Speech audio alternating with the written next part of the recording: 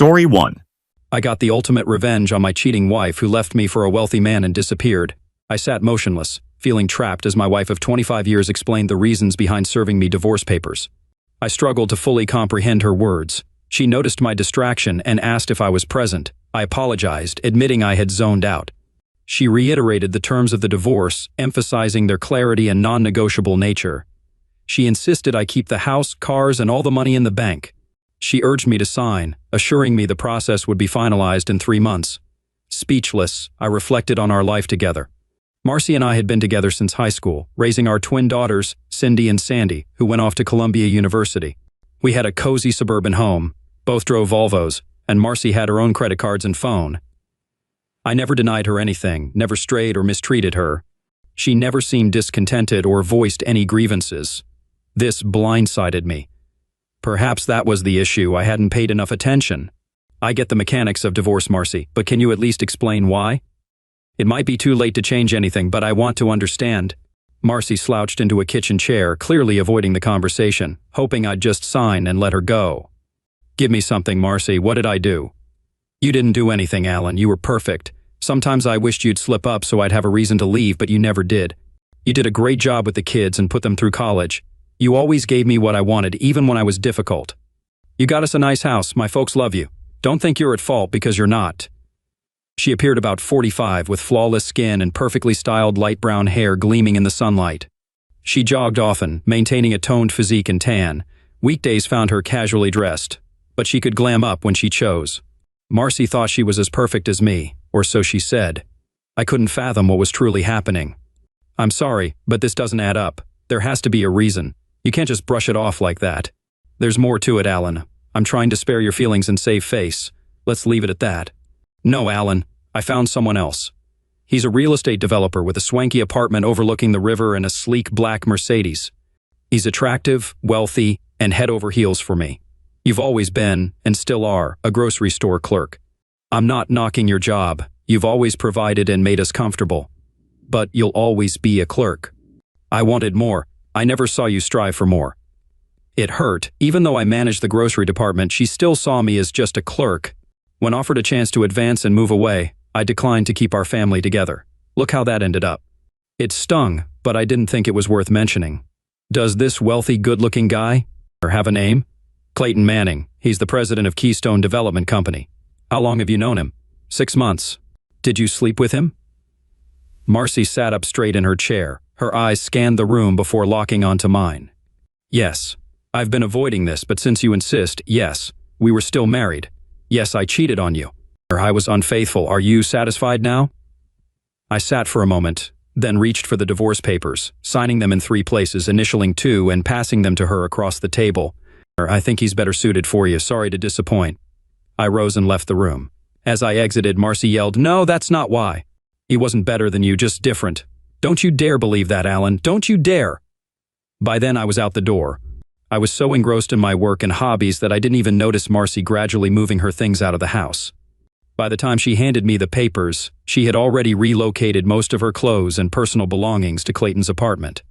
She left behind all the wedding and family photos so I could enjoy them while she was gone. Upon returning home, she was nowhere to be found. Her Volvo remained in the driveway, and I assumed she wouldn't need it anymore. On the kitchen table, she had left a power of attorney to sell the house and car. I spent the rest of the night disposing of the beer in the refrigerator. By then, I realized there was no turning back, and I didn't want to either. Marcy was gone and would be gone. The next morning, I contacted work and took 3 months of overdue vacation. They had been urging me to take time off, so there was no issue. I had plenty of vacation and sick leave. I quickly called the girls at school and briefly explained that we were parting ways, but refused to divulge more details. They wanted to call Marcy, but I didn't have her new phone number. With 3 months ahead to gather myself and figure out my next steps, I disconnected my landline, changed my cell phone number, and canceled the one Marcy had. The Volvo dealer assessed the low book value of Marcy's car. I had a high school friend, Terry, who was now a real estate broker. He agreed to sell the house without listing it, at a low price, and with a quick settlement. As a precaution, I canceled all my credit cards and opened new bank accounts. I cashed in my life insurance policies. It was time to get things in order. I went through the house and collected everything that might belong to my wife. There was enough stuff to fill 3 trash bags. I packed the girls' personal belongings into boxes and stored them in the closet. Next to the house, I spent 3 hours sorting through family photos, putting all the girls' pictures in a box for them. All of Marcy's pictures went into the trash can. It might have been foolish, but I didn't care. The primary issue I faced was a lack of direction. I had no idea what I would do. After 3 months, would I stay here or leave? Would I continue working or seek something new? I had 2 hobbies. I mainly collected coins, especially those with an Indian head on them. They were easy to collect and readily available. I bought and sold them on eBay and enjoyed it. My other passion was geocaching. It gave me an excuse to get outside and exercise. Marcy hated this activity because of ticks, poison ivy, and walking. I didn't see how I could make a living doing any of these activities. When I wasn't occupied with my hobbies, I devoted time to reading the Wall Street Journal. Cindy and Sandy gifted me a subscription every Christmas. While I had no interest in stocks and bonds, I absorbed everything related to farm commodities. I possessed more knowledge about sugar, wheat, and corn than most market analysts. However, it remained merely a hobby, as I had no investments in it. My research extended to Keystone Development and Clayton Manning. Terry Davis unearthed more information about Clayton and his latest project than I could ever manage, delving into details with a friend at a local bank. I eagerly awaited his findings. Weeks passed without any sign of Marcy. The girls called weekly, but their mom remained silent. I felt their support, yet they still had to show loyalty to their mother. Holding a few yard sales, I cleared out many items, leaving enough furniture to maintain the house's appeal to potential buyers. Marcy and Clayton's photo appeared in the society section of the Sunday paper, attending a political rally with local dignitaries. After a couple more weeks, Terry presented a lowball offer on the house, well below its appraisal but with a 60-day closing, which suited me. He had intriguing information about Clayton and proposed a lunch meeting. I figured I needed a break from the house and accepted. Hayes Mountain stood out as a prime location for hiking and geocaching, although I'd already found all the geocaches there. 3 landmarks remained to be discovered. Landmarks, metal rods set in concrete scattered across the country, aiding surveyors and real estate professionals in delineating property lines. Locating these landmarks was akin to a bonus quest for dedicated geocachers. Today, I resolved to track down all 3 landmarks on the mountain, equipped with my GPS and a metal detector. Hayes Mountain, nearly 2,000 acres in size, mostly belonged to the Madison Land Trust, which relied on donations to preserve its expanse amidst encroaching urban development. Adjacent to the trust's parking area, an orchard and farmhouse were up for sale, marked by a prominent sign. As I parked, I wandered over to the orchard fence, feeling a pang of sadness at the prospect of this picturesque site succumbing to development. "Are you considering buying it or just enjoying the view?" came a voice from behind. I turned to see an elderly man approaching, dressed in overalls and a John Deere cap. I chuckled. "If I had $1 million, I'd snatch it up in a heartbeat," I replied. He grinned back. "Do you think you'll have any trouble selling it?" he asked. "Well, I've got some interested parties, but I'm holding out as long as I can," I replied. "Why is that?" I inquired. "I was hoping the land trust would acquire it, but they're short on cash. They want to preserve the fruit trees as they are, but the developers want to bulldoze everything," he said. "I think it would be a real asset to the area," I remarked. "But how can the trust compete with those big companies?" He explained, "I've offered them a good deal. Even though it's listed for $1 million, I'm willing to let them have it for $600,000, but they're struggling to gather the cash in time," he replied. "If they can't, then that real estate guy gets his hands on it," he grumbled. "He's been pestering me every week." "An option isn't a sure thing, right?" I asked. "Nope," he said. "He pays $100,000 for the option to buy it later for $1 million. If he can't come up with the cash, he loses that money. It's a good deal for me, but I don't want him to succeed," he added. "He's got the funds locked up, so he's in the clear. The problem is, he needs all 6 properties for the deal to go through. That's why he's offering more than it's worth." "What if you don't sell him the option?" I inquired. "He'd be in serious trouble," the old man chuckled. "If he doesn't get that lot, the whole deal falls apart, and he loses everything he's invested, maybe $1 million. His backers will bail, and he'll be left high and dry." "I'd help you out if I could," I said sympathetically. "Appreciate it," he replied, sounding somewhat resigned. "They all say that." We shared another laugh, and I set off on my walk. His mention of Keystone caught my attention. The landmarks were about 1 mile apart, at least as the crow flies, but on the mountain it felt more like 2 miles. Locating the first 2 markers was easy. They were typical surveyor's markers, but the third one was a different story. It was older, harder to find. buried under years of forest debris. When I finally stumbled upon it, I discovered a small brick monument with a bronze plaque attached. It was concealed beneath layers of leaves and dirt. I snapped a picture, thinking it might be worth sharing in a magazine. Then, everything changed. As I moved away from the marker, my metal detector started beeping. It was faint, but it was definitely there. I slipped on my headphones and began scanning the nearby area. After some poking around, I unearthed a small iron box wrapped in oil-soaked canvas. It was rusty but sturdy, with a heavy bronze lock. Normally, discoveries like this on public land are considered treasures and handed over to the authorities, but for some reason, that didn't feel right to me. So I tucked the box into my bag and headed home. On the way back, I couldn't stop wondering about the contents of my little discovery. Gold coins, historic documents from the Civil War. The possibilities were endless, limited only by the size of the container. Back at home, I cleared the kitchen table and carefully inspected my discovery. I hesitated to damage the lock, but seeing no other way in, I reluctantly decided to use my bolt cutter. Inside the box, beneath another layer of oiled canvas, lay a dozen pennies, but these were no ordinary pennies. They were large cents, dating as far back as 1793. Surprisingly, they were in excellent condition, showing no signs of green corrosion. Although I typically favored Indian head pennies for their value, I recalled a book my grandfather left me titled The Quirks of the Penny, which explored various types and varieties of large cents. I found the book dull, as I didn't possess any of the coins it described, yet tonight it would finally serve a purpose. I stayed up until dawn studying the pages with my grandfather's book and a magnifying glass. Using my scanner, I captured detailed, high-resolution photos of each coin, revealing every tiny imperfection on the stamps and showcasing the condition of each coin. I slept in until noon, feeling refreshed yet eager to check in on work. Upon calling, I learned that Phil Williams, a company executive, had inquired about me. However, with more pressing matters at hand, I didn't dwell on it. Acquiring a safe deposit box from the bank became my next priority. After extensive online research, I was astonished to discover that my pennies were valued at several $1,000,000, not just due to their age but also their condition and stamp varieties. It made me understand why criminals went to great lengths to launder money. Converting my coins into cash wouldn't be easy. Over breakfast at IHOP, I noticed another photo in the paper of Marcy and Clayton at an art gallery opening, triggering my next move. Once the safe arrived, I contacted John Smart and asked him to delay any decisions about the land for a few days, which he agreed to. Then, I visited the land trust office to explore making a donation, to which they were enthusiastic. With the final divorce just 4 weeks away, I felt a sense of urgency. The remainder of the day was spent researching coin dealers and auction houses for any signs of trouble. Eventually, I settled on Towers and Burns in New York City, as they seemed equipped to handle controversial sales discreetly. I arranged an appointment with them for Monday afternoon. To cap off the day, I called the girls and organized lunch together on Monday morning, keeping the morning free. Upon arriving at Towers and Burns, I was impressed by the modern, sophisticated showroom. After providing my name, I was escorted to a less glamorous section of the building. "Welcome to New York, Mr. Simmons. I hear you have some intriguing coins to show us. Is this your first visit to the city?" I took a seat opposite James. Towers.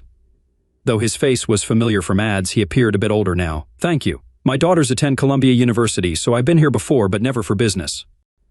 "While I don't doubt your expertise in coins, do you have a team member who specializes in early copper coins? Having them present could be beneficial. I'm not too touchy about it, and I think that's a great idea." He signaled to the intercom. "Murray, could you have Cookson join us in my office?" Maurice Cookson, known for his guides on large cents and half cents, soon entered. He appeared older than his photos, but then again, who doesn't mind looking younger? "I have 12 special coins to sell today. I hope to sell 4 and keep the 5th for your consideration. The rest I'll retain for now. If today goes well, I'll offer those to you as well. I know it sounds incredible, but I believe 6 of them will qualify for conditional census status. Mr. Cookson can confirm whether I'm correct." "Where did these coins originate?" James inquired. "They were handed down to me by my grandfather upon his passing," I responded. "Not to cast doubt, Mr. Simmons, but the story is a bit hard to believe. Can you display what you have?" I laid out 4 photos on the table, each exhibiting both sides of one of the coins I'm offering today. They were enlarged about 5 times their actual size and crystal clear. James and Maurice scrutinized each photo carefully for several minutes. "So, what's your asking price for these 4? James asked. "A quick glance at recent auctions suggests I could fetch about $1.3 million for them." "I initially thought $1 million, but your figure isn't out of the realm of possibility," Maurice remarked. He really knows his stuff when it comes to pennies, James added. I'm willing to offer $800,000 for the lot, but under one condition. What sort of condition are we talking about? I inquired. I have a special letter from the land trust about donating land. I'd like you to take a look at it, along with an advertisement for John Smart's orchard, I said, handing them over. I'd like you to purchase this plot of land and donate it to the Madison Land Trust. The price is $600,000. You'll score a hefty tax deduction and earn some serious karma points. Give us a moment, please, James said, motioning to Maurice. They huddled at the far end of the room, deep in conversation. After a few minutes, Maurice stepped out and James returned to the table. Do you have any coins on you? He asked. Yes, and I've got a fifth one I'd like to keep in the mix, I replied. Mr. Cookson reappeared with a purple Crown Royal bag. We're willing to honor your terms on the land deal, and hope you'll do the same on the coin deal, he said, dumping the bag's contents onto the table. It was a treasure trove of nearly 100 coins, mostly gold with some silver mixed in. The retail value of this collection is around $300,000, James explained. For various reasons, we've had trouble selling them, but you shouldn't have any issues. You've sold coins on eBay before, right? I nodded. Your grandfather's coins should fly off the shelves and we'll both come out ahead, James said with a wink. After some consideration, I agreed. I handed over the 4 pennies to Mr. Towers, and we sealed the deal with handshakes all around. Now, Mr. Simmons, tell us about this 5th coin, James prompted. I held up the photo and described it as the top-rated 1,793 strawberry coin I'd ever seen. I rated it an 8, but I'm no expert, I added. Both James and Maurice leaned in, eager to see the photo. Maurice had a big grin, and James had a twinkle in his eye. How much? James asked. Best offer as long as you can figure out how to pay me, I replied. Would you like some coffee, Mr. Simmons? Letitia, an absolutely stunning woman, asked as she entered the room. Sure, black's fine, I replied. They left the room. About 30 minutes later, James returned with Letitia. Letitia Rothberg introduced herself and inquired about Mr. Simmons's possession of a passport. He confirmed that he did indeed have one. She then informed him that they would soon be heading to JFK to establish a new offshore bank account for him. Letitia also asked if he had anything for Mr. Towers. Mr. Simmons handed over the 1,793 strawberry, which elicited excitement from James. He expressed his gratitude before leaving the room. Although they didn't agree on a price, Towers showed great enthusiasm for the 7 coins. Mr. Towers agreed to hold on to the small bag of coins until Simmons returned. Shortly after, Letitia and Mr. Simmons found themselves seated on a plane headed for the Cayman Islands. She didn't say much during the flight. When we landed, photographers were clamoring to snap her picture. She seemed both irritated and amused by the attention. I was clueless as to why she was such a celebrity. It was my first time flying first class, and it was over in a flash. A bright yellow mini SUV awaited us at the terminal. Letitia wasted no time hopping into the driver's seat, flashing her tanned legs in the process. I couldn't help stealing glances, feeling a bit flustered. She seemed to find my discomfort amusing. 20 minutes later, we arrived at a mid-sized condo building. Letitia owned the entire building but used the top floor as her personal space. Care for anything, Mr. Simmons? She asked as she left the room. Watching her leave was just as captivating as seeing her foot in the terminal. I'm not one to gush over women, but Letitia Rothberg was captivating. We stepped onto a small balcony overlooking the ocean. It was stunning, but the wind was a bit much for my liking. She was probably trying to impress me with the luxurious surroundings, but my mind was more on the new bank account. You're not much of a talker, Mr. Simmons. Don't you have any questions? She asked. It strikes me as odd that someone of your stature would drink beer from a bottle, I remarked. I'd imagine you sipping champagne or martinis instead. I usually think it's best to wait, but I suppose you could tell me why we had to come here to open a bank account, I added. It's a simple, secure place to stash your cash. I think it'll serve you well, she replied. You've got 7 more coins after all. That still seems like overkill, I admitted. To my relief, we headed back indoors, away from the wind. Can you handle this? Letitia suddenly asked, catching me off guard. I brought you here to be myself for a few days. Her unexpected comment brought a smile to my face. I knew she was joking, but it was a humorous moment nonetheless. She had a great sense of humor, looked stunning, and had a fortune to boot. What more could a guy ask for? If only I were a decade younger. Teasing an old man won't do any good, I joked, and we both chuckled at the situation. Come on, Mr. Simmons, let's go grab some fresh lobsters for dinner, she suggested, and we downed the last of our long necks before heading out the door. The restaurant was amazing, but the wine the hostess selected didn't agree with me. I tried to handle it politely, but my discomfort must have been evident. "What's wrong with the wine, Mr. Simmons?" she inquired. "I'm sorry, it's just a reflex. When I was 18, I got sick on cheap white wine, and ever since the smell or taste of it makes me nauseous," I explained. "But don't worry about it, it's good wine." A few minutes later, we were served 2 fresh long necks. Strangely, there wasn't much conversation during the meal. Afterward, we each had a slice of key lime pie and sipped coffee. "So, tell me about yourself. Are you married? Any kids? What do you do for a living?" she asked, eager to know more about me. "We've got all night and I'm curious about how we ended up here," she added. "That's quite a few questions," I chuckled. "I have 2 daughters, both studying something related to international banking at Columbia University. Honestly, I'm not entirely sure what they're studying. I just pay the bills." "That's interesting. I actually hold a master's degree from Columbia and occasionally lecture there." "I've met both of your daughters," I continued. "Did you see them this morning?" she asked. "We had lunch together. They're not too thrilled when I make them skip class," I replied with a smile. "You must have married early if you have 2 daughters in college," she observed. "Yeah, it does sound like a movie line," I chuckled. I felt comfortable with this Mediterranean beauty. I could have conversed with her for hours. "As for me, I'm currently separated from my wife. It feels strange to say," I admitted. "She left me for some wealthy wheeler dealer. He's probably into building shopping malls or business complexes, judging by his fancy car and big apartment. She said she's moving on and the divorce should be finalized in about 4 weeks. That's a flimsy reason to end a good marriage," she remarked sympathetically. "Yeah, I thought everything was fine until she met this guy. I guess she was never satisfied with my career choice," I reflected. "I had opportunities to advance, but she didn't want to budge. I wasn't thrilled about it, but I thought it was necessary to save the marriage. Now, I just feel empty." "And what about you?" I asked, shifting the focus back to her. There was a moment of silence. "How do you tell a beautiful, wealthy, successful woman that you manage a grocery store?" She noticed my discomfort and reassured me, saying, "It's not a big deal. We can discuss it later." "No, it's okay. I'm not ashamed of my profession," I reassured her. "It's just that managing a supermarket as a grocery manager isn't exactly a glamorous job that impresses the ladies. My daughters don't mind, but my wife often conveniently forgot to mention it in conversations. I could tell it bothered her. "Do you find satisfaction in your work?" she inquired, as the server brought more coffee and cleared the table. "Yeah, I do, and I'm pretty proficient at it," I replied. "Mr. Simmons, I know we've just met, but I believe first impressions matter. So, what's your initial impression of me?" she asked. Her question put me in a bit of a dilemma. If I expressed my genuine thoughts, I might push her away. But if I attempted to flatter her, she'd see through it and perceive me as insincere. What should I do? "In summary, I see you as beautiful, intelligent, educated, and confident," I said, noticing a slight smirk on her face as she tilted her head down and looked up at me. "I was hoping for honesty," she confessed. "I'm sorry, but we were having such a pleasant evening I didn't want to spoil it," I apologized. "Do you truly have such a low opinion of me?" she questioned, her tone becoming serious. "Maybe that's why your wife left you for another man. If you hadn't always tried to please her, your marriage would have been stronger." Her words stung, but I had to acknowledge there was some truth to them. "You use your beauty and charm to achieve your goals. You're accustomed to getting your way, and I sense a hint of entitlement.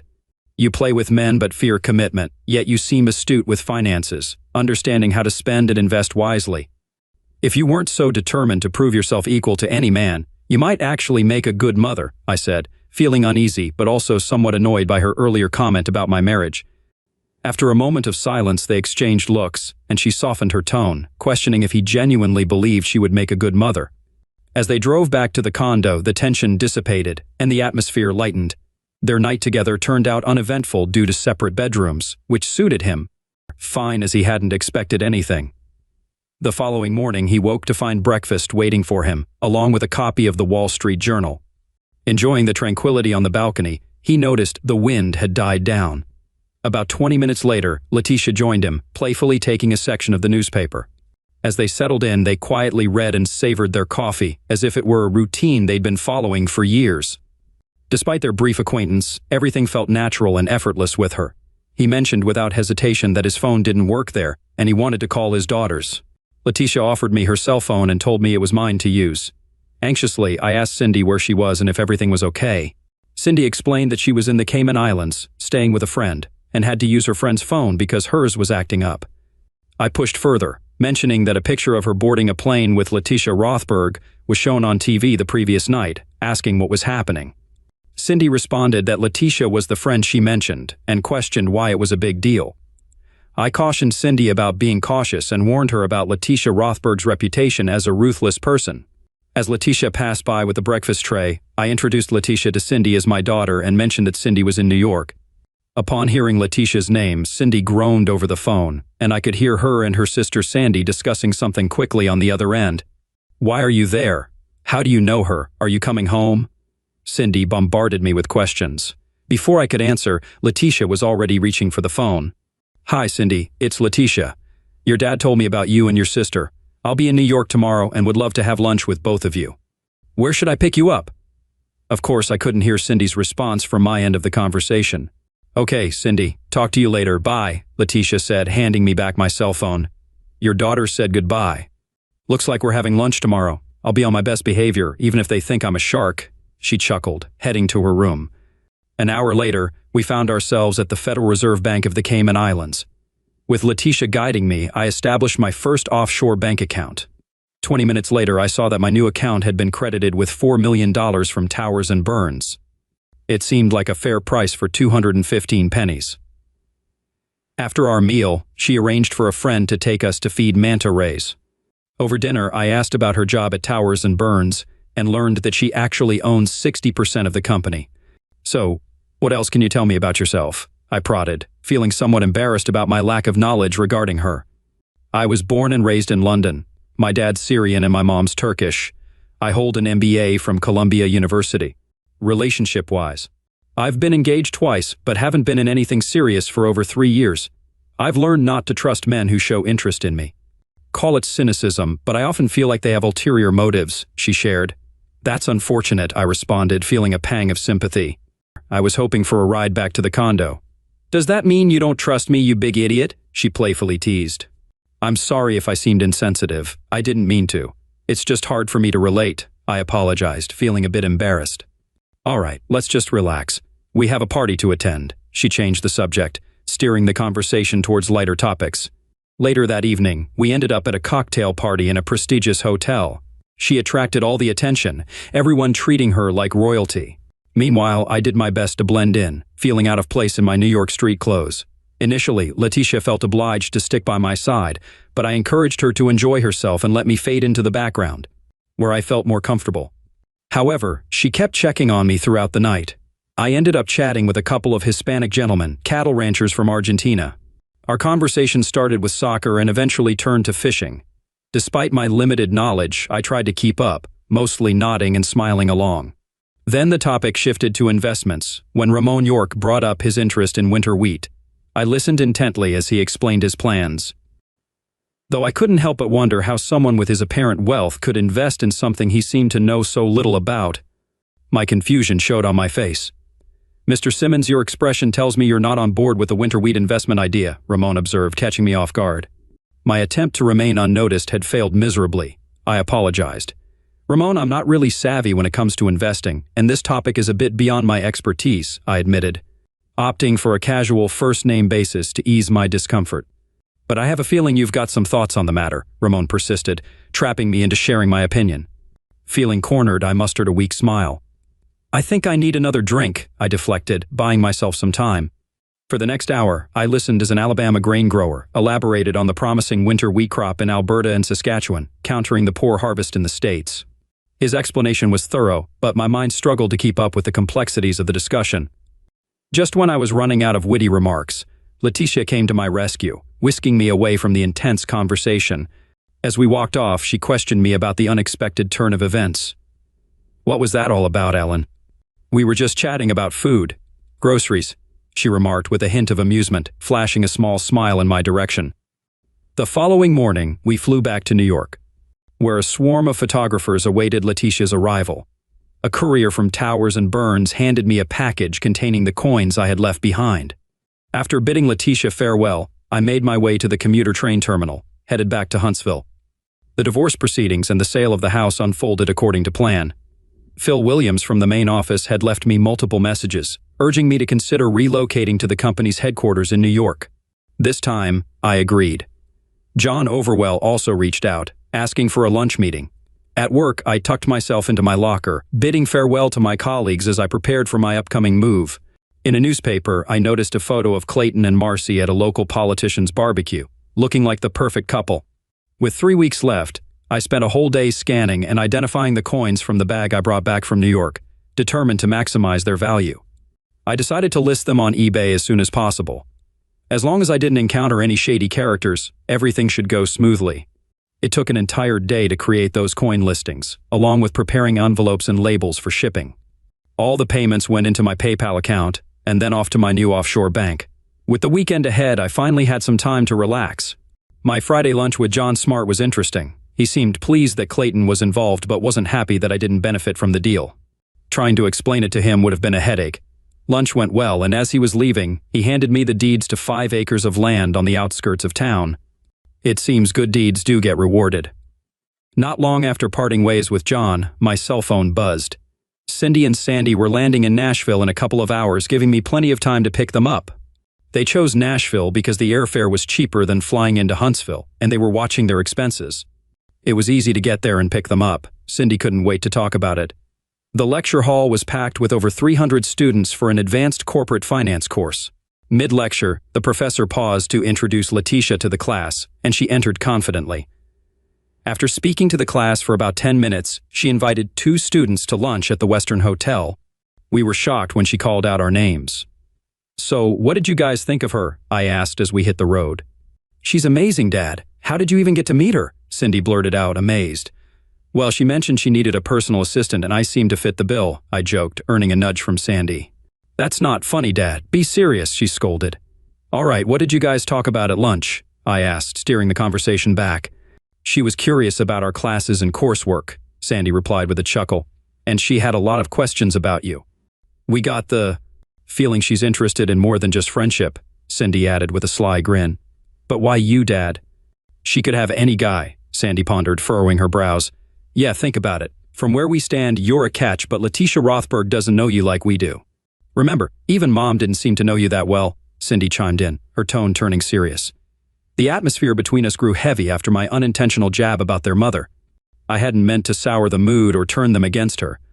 I apologized, feeling the weight of my words. "Your mom's a gem, and I shouldn't have said that."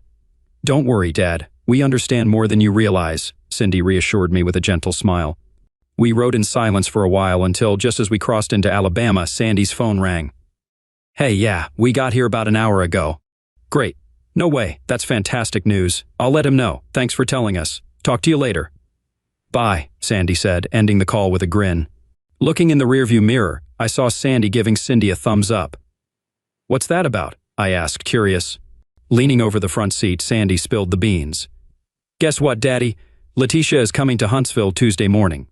She expects you to cover the expenses for the night and serve up breakfast in bed," she exclaimed. I was flattered by the news, but also felt pressure from Leticia, and now my daughters.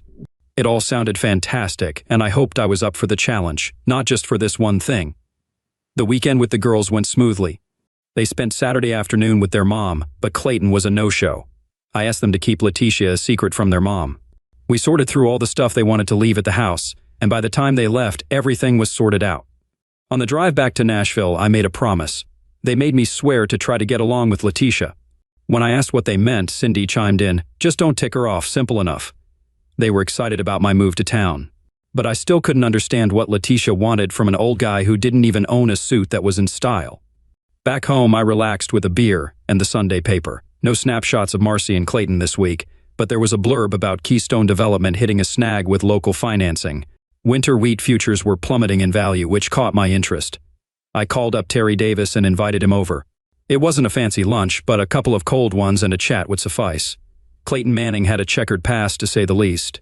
He'd been on a roller coaster ride of wealth and debt, dodging creditors and friends who lent him money. His latest project was failing, and people who backed him were disappearing. I don't think beer ever tasted so good. Monday morning turned out better than expected. The coins I put up for auction fetched a better price than I had imagined. The appraiser valued the coins at around $300,000. They didn't seem like they'd be worth that much, but they easily could have fetched over $200,000. In just a little over 2 weeks, I'll be free. If you'd asked me 3 months ago, I'd have thought it was a nightmare, but today, I'm eagerly anticipating it. The folks buying the house had sorted out the financing and were ready to seal the deal. It struck me as funny how comfortable Marcy felt with Clayton that she didn't need any of our shared stuff. I wondered if she grasped how uncertain her future was. At 3, I had a meeting with the buyers of the house. A fat $200,000 check went straight into my offshore account. They had no objections to me staying in the house for another week, which worked out for both of us. The next morning, I got a call before I even had my morning coffee. An unknown caller officially informed me that Miss Rothberg would be landing at 10:44 a.m. on Delta flight. I arrived 30 minutes early, feeling a bit nervous. Some paparazzi had caught wind of her arrival and were camping outside the terminal. I tried my best to lay low. I parked in short-term parking, not expecting all this fuss. Instead of waiting for me to pick her up, she chose to walk alongside me, behind the car. Naturally, the photographers caught my license plate, and the secret was out. I'm not used to all this attention, but Letitia seemed unfazed by it. She even apologized to me for it. On our way home, I couldn't help but remember how, as she stepped off the plane, I had the urge to kiss her. Silly old man. I felt sheepish about the emptiness of the house. Over the past few months, I'd gotten rid of everything I could. The only things left were the essentials that the new owner had agreed to take over once I left. My guest found my attempts to apologize amusing. There wasn't a crumb in the house, so we swung by Taco Bell for a quick bite, her choice. I promised her some Dreamland ribs for dinner. It was refreshing to be around a woman with a hearty appetite. I expressed my confusion to Leticia about her presence, mentioning my assumption that she would be back to her usual routine. Leticia clarified that her visit was business-related. With a chuckle, she informed me that she had heard about my upcoming move to New York and offered her spare room for me to stay temporarily. She mentioned arranging for a moving truck to help with the relocation. When I asked how she found out about my move, she casually replied that it was her knack to pay attention to details. In a playful manner, I joked about her possibly being in cahoots with my daughters, but acknowledged that it would be hard for me to look sneaky. Despite being caught off guard by her offer, I couldn't find a reason to decline it and agreed to start packing with her. I had imagined she'd be more comfortable in a fancy boardroom or a posh bank, but she seemed content just shooting the breeze with me. Still, I couldn't shake off the slight awkwardness due to our age difference. As we sorted through my belongings, we ended up tossing out more stuff than we kept. She had strong opinions about my closet, and she didn't budge despite my pleas for mercy. She promised to take me shopping for some decent clothes once I got settled in New York. Once we finished packing, there were more boxes than would fit in my car, but not quite enough for a moving van.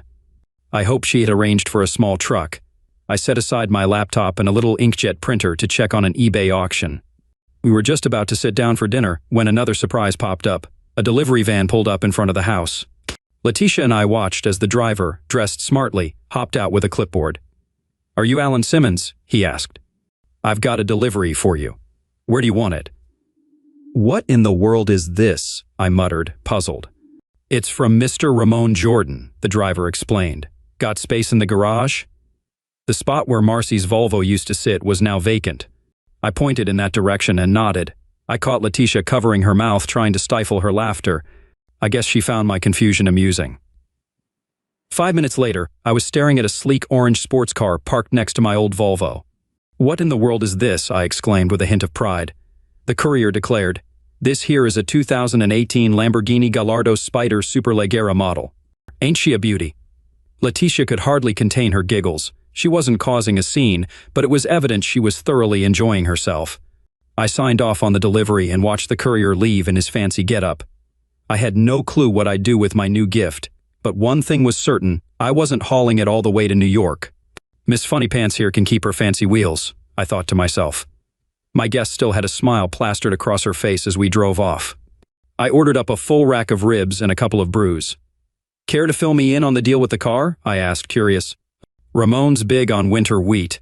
Everyone thought he was nuts as prices started to tank, but he doubled down on contracts, and in less than a week he raked in over $40 million, she explained.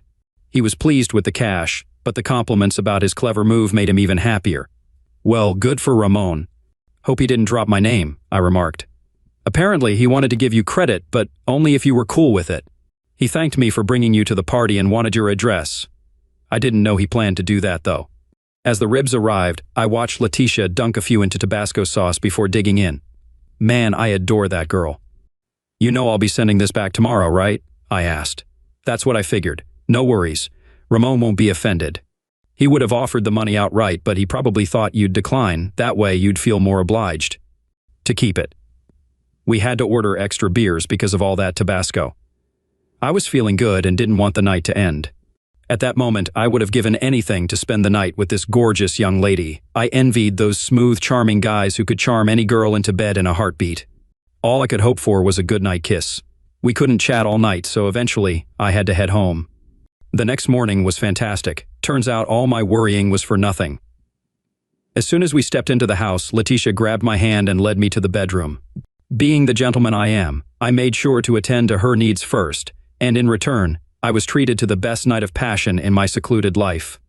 Breakfast in bed was simple: juice, coffee, and a Danish. Sorry, it's the best I can do under the circumstances, I apologized. It's perfect, she assured me, although eating off a tray in bed isn't as comfy as it sounds. After a few laughs and some adjustments, we relocated to the kitchen. Breakfast in bed sounds fancier than it really is, Letitia, I chuckled. Not to spoil the mood, but I'm curious why you chose me. I don't have much to offer, and you deserve someone great. I've been burned by slick, charming lovers before. I won't fall for that again, she explained. I get it. You're into me because I'm not a player or an idiot, I replied. She found this amusing and chuckled. She said, Alan, I was impressed with your deal with James in New York. I replied with a shrug, just sold some coins, nothing major. She then added, I found your plan to buy trust land intriguing. Smirking, I responded, me, a philanthropist? Nah, I see myself as a cunning guy who took advantage of a unique situation to mess with his wife's lover. She laughed, and I couldn't help but smile too. I was amazed at her intelligence and how well she hid it. Was that a mistake on my part? I asked. No, Alan, that was brilliant, she reassured me. Her curiosity about me was piqued, and she wanted to learn more. You couldn't possibly have known what I was up to in New York, I protested. True, when I found out later, she admitted. You were checking up on me, weren't you? I realized. I'm not naive. Admittedly, the boost to my self-esteem felt good. Unfortunately, Letitia had an early morning flight back to New York. Saying goodbye was tough. However, she left me feeling content and even entrusted me with the key to her apartment. The dealer couldn't pick up the Lamborghini until the next day, but that was fine since I had no intention of driving it. The movers arrived with a small truck to transport my belongings to New York. Terry Davis called with troubling news about Keystone Development's financial woes. Clayton had lost most of its backers almost overnight, and rumors swirled about missing funds. That evening, my almost ex-wife paid a surprise visit. So, what do I owe this unexpected pleasure? I inquired. I need to talk to you about some things, she replied. I'm leaving in a few days, but I'll help you in any way I can. Noticing the absence of my old Volvo, Marcy questioned the orange car in the garage. Sorry, Marcy. I sold the Volvo back to the dealer after you said you didn't want it. As for the orange car, it was a gift, but I plan to return it tomorrow, I explained. Marcy was surprised by this term of affection, curious about the expensive gift. She speculated if it came from my new girlfriend. No, it was a gesture of gratitude from a cattle rancher I helped, I clarified. As the conversation shifted, Marcy hesitated before asking about the money from the house sale. It's all gone, I admitted. You said you didn't want anything, so I used the money to set up my new apartment for the move. Marcy seemed puzzled but accepted the explanation. When asked about my destination, I disclosed my upcoming move to New York for a new job and a significant raise. However, I chose not to mention my plan to live with Leticia. I wasn't planning on spilling the beans about the Cayman bank account either. You never mentioned what happened to the apartment, she queried. It was just leased. The lease ran out and the owner didn't want to renew it, I clarified. Where are you living now? She asked further. We're staying at the Holiday Inn until Clayton finds us a new place, I informed her. I understand now, I commented, grasping Marcy's motives for wanting to move into our old house. She seemed a bit puzzled. I see, she responded, appearing uncertain. It was clear she needed assistance but was hesitant to ask. As the conversation paused, I offered, Is there anything else I can do for you? Marcy hesitated before requesting, Could you give me a ride to the Holiday Inn? The ride started smoothly. But then Marcy brought up my girlfriend. Tell me about her, she pressed. She's not exactly a girlfriend, more like a business partner, I explained. What kind of business? She probed. We're not into any business, to be honest. I'm just a clerk at the grocery store, I admitted. Marcy remained silent, gazing out the window and muttering rascal under her breath. At that moment, I had the perfect chance to vent my frustration, to let her know how much those newspaper pictures hurt me, but instead, I chose to keep silent and smiled inwardly. Seeing Marcy in distress, I felt a twinge of guilt, but it passed quickly. As I dropped her off at the motel entrance, she departed without a backward glance or a goodbye.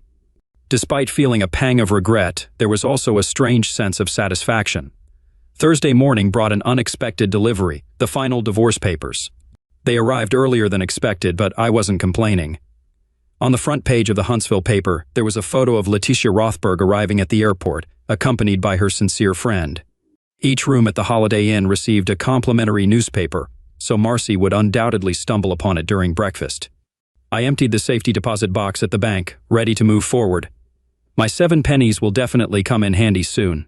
During Letitia's visit, I expected her to inquire about them, but she never brought it up. All our discussions were purely social. Now, I'm bringing up the topic of the auction prices. More than half of the coins were sold at that price, so I spent the rest of the day packaging and getting them ready for shipment.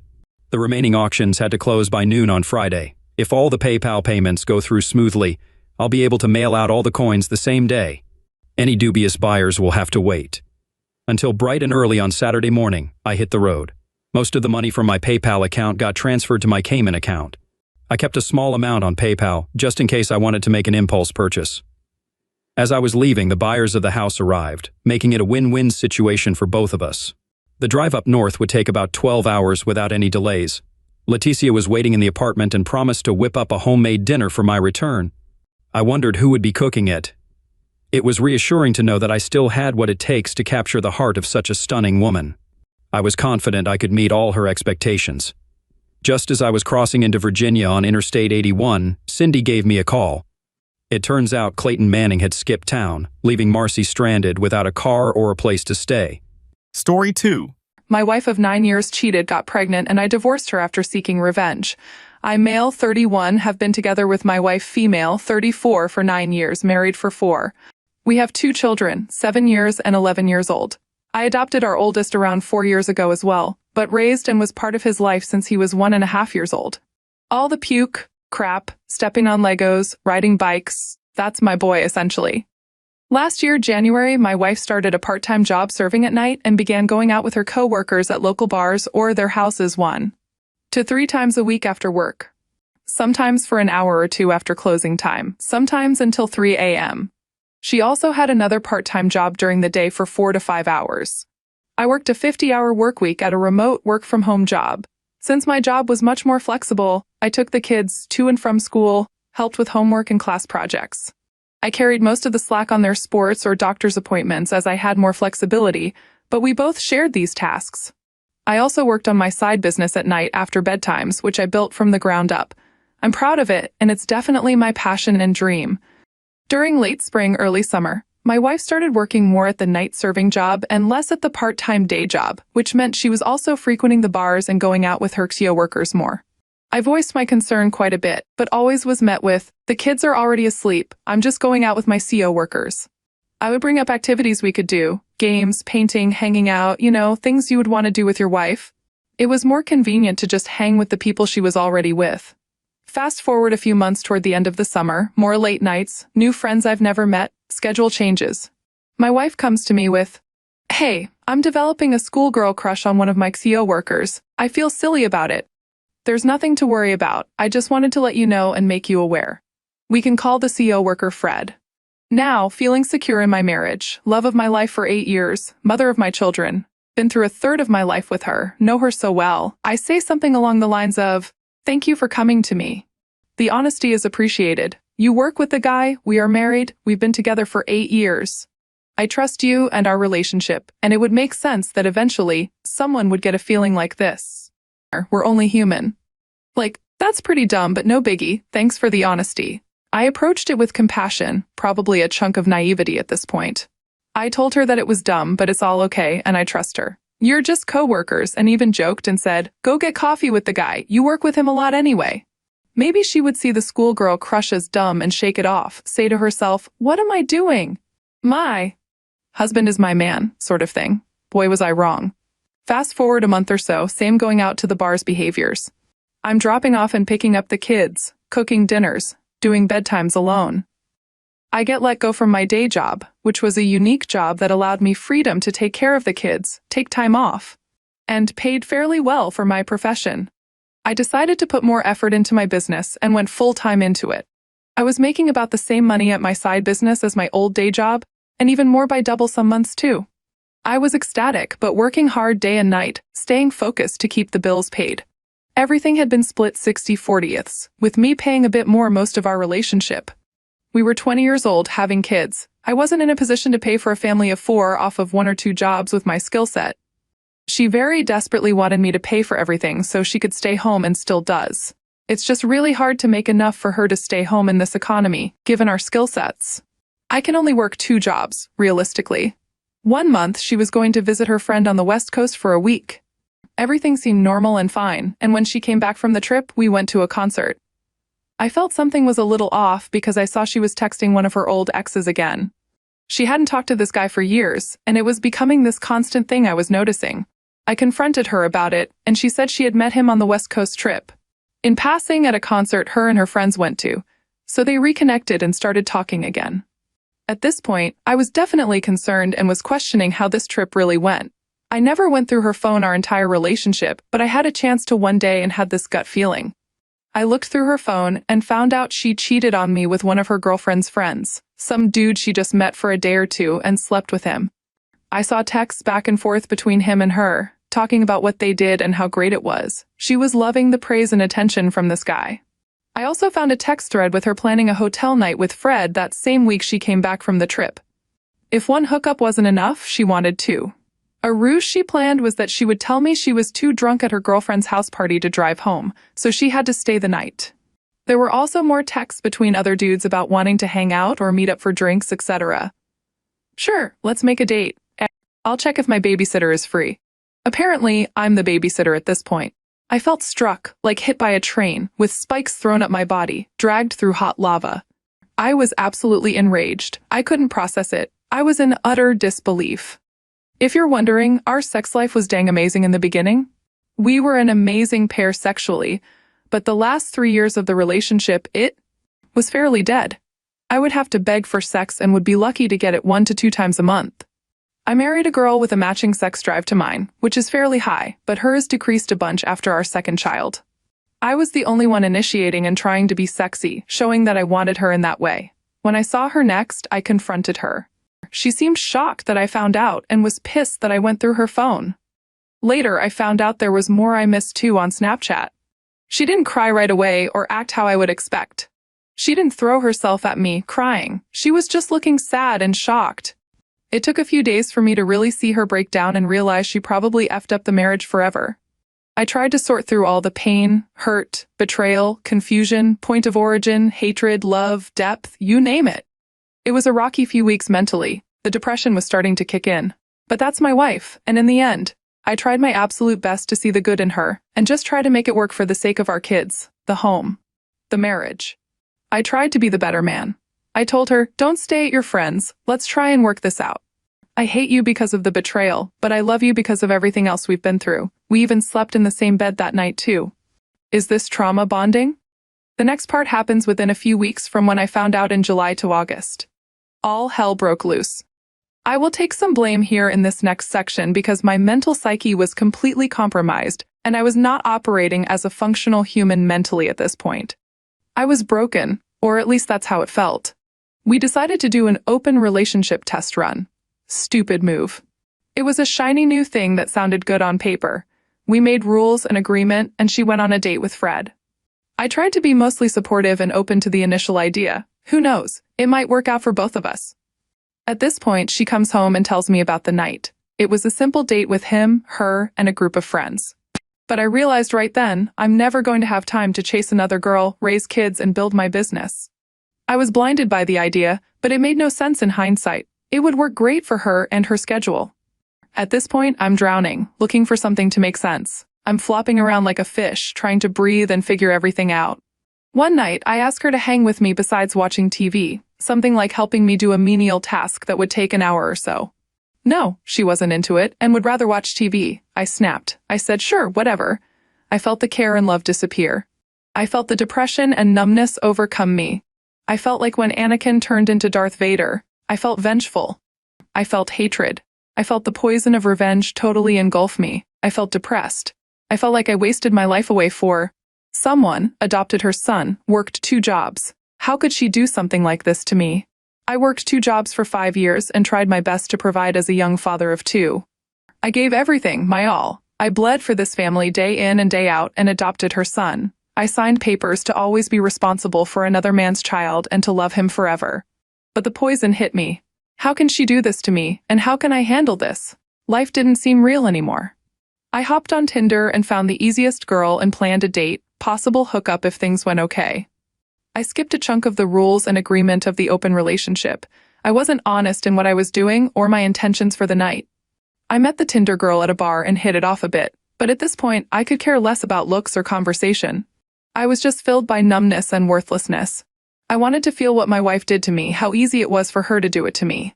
I was numb. I let go. We went to a secluded place and hooked up. My wife had my location on and brought the kids out at 2 a.m. to catch me in the act. Who brings their kids out at 2 a.m. into unknown situations? Absolute insanity. She hit me multiple times and tried to beat me. She threw who knows what from her trunk at my head and choked me pretty good a few times. I didn't touch her or fight back. I was dazed and in shock. My wife made me drive the girl I met back to her car with my kids and my wife in the back seat. Nice move, right? Let's traumatize the kids. She made me sleep in a hotel for a few nights, threw all my crap all over the house, threatened to destroy all my business gear, screamed, punched, and threw everything at me. In my head, I'm thinking, man, what the F was I thinking to do something like that? But I also realized when she cheated on me, I was pissed but calm and reasonable. We slept in the same bed the night I confronted her. I yelled a bit but didn't make her leave the house. I didn't take all her crap and throw it around. She was showing me that she couldn't handle the same thing she just dealt to me, and she was being so cruel and evil to me. I got back in the house, and it was days of violence. Me trying to keep the peace and explaining that I'm feeling broken, depressed, and hurt that she would do that to me. And the way she responded when I did the same thing back. No, what I did was worse. I should have been the better man and not cheated back, even though we were open. It was my fault. I'm the slime of the earth. All things she kept saying to me, making me seem like the scummy villain, a terrible excuse for a husband, an awful human for cheating back on her. All the while, we only got to this place because she cheated on me. She didn't want to see that.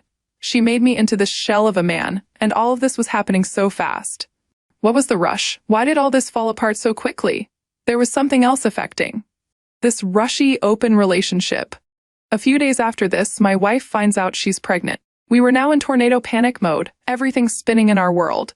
We find out that she is pregnant at the doctor's visit shortly after this. We find out it lines up perfectly to her week trip out west.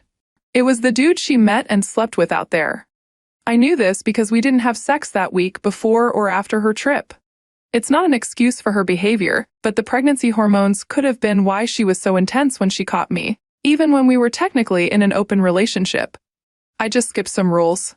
She broke the entire marriage vow when she cheated. Even so, she bounced the idea of keeping this guy's baby, and I specifically said to her, "It's your body. You need to make this decision. I don't want to sway you in any way. That is your body, not mine." I made this clear many times. One day, she asked me what I would do if she kept the man's baby, and I responded honestly, "I don't know if I can handle raising another man's baby that you cheated on me with." After a week, she decided to get an abortion. Even at the clinic, I said, "Do you want to go home?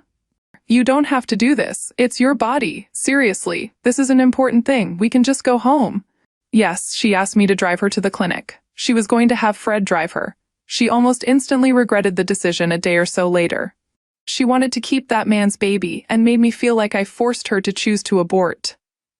August through December were the worst months of my life, worse than watching my mother slowly die of stage 4 cancer. It was a terrible time, constant fights and trauma, her throwing my stuff outside and begging me to leave, then telling me to fight for her, going back and forth on what she wanted. She would get physical with me, punching me in the face some days. Men can't report domestic violence. That shows weakness. She would take the kids away for weekends or weeks. She even tried to take them from me on Christmas Eve. She did, but brought them back that night. Utter pain and chaos. Then came the ultimatum. She regretted not keeping the baby and said, "I'm not willing to work on the relationship unless you give me a baby." She wouldn't even entertain the idea of fixing the marriage first unless she was pregnant first. I'm not insane, am I? That's not normal, right? We're not well-off people, lower middle class at best. Always one full-time job and a part-time job or two for me, and a part-time job or two for her. We can make it each month, but have no savings or retirement, etc., etc. I know after all of this, having another child is financially the stupidest thing we could do. And then on top of all this pain and betrayal, the last thing I want is to have a child with the woman who cheated on me. It sounds so selfish and one-sided. Our kids we have now deserve as much care and attention as we can give them with the little resources we have. I can't work 90 hours a week and be okay. I know I don't have the mental, emotional, financial, or temporal bandwidth for another child, but I know she wants another to fill the void she has from losing the other. But I feel like that's not my fault or obligation, to give her another kid just because she almost had one with another dude and decided to abort. I don't feel like that should fall on me. That's not right to put the entire marriage on a selfish want after all of this. It's been 6 months since that happened, and we are more amicable and somewhat peaceful when conversing now. Both hurt, still in pain, but living under the same roof. I want to be there for my kids every day. That's my number one now. It used to be my wife, the kids, and myself last.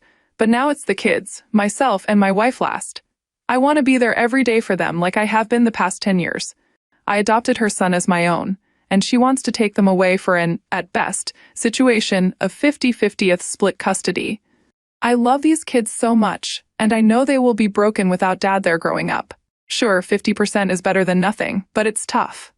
Am I crazy for still tossing around the idea of just giving in to what my wife wants? Am I insane for still wanting this marriage to work?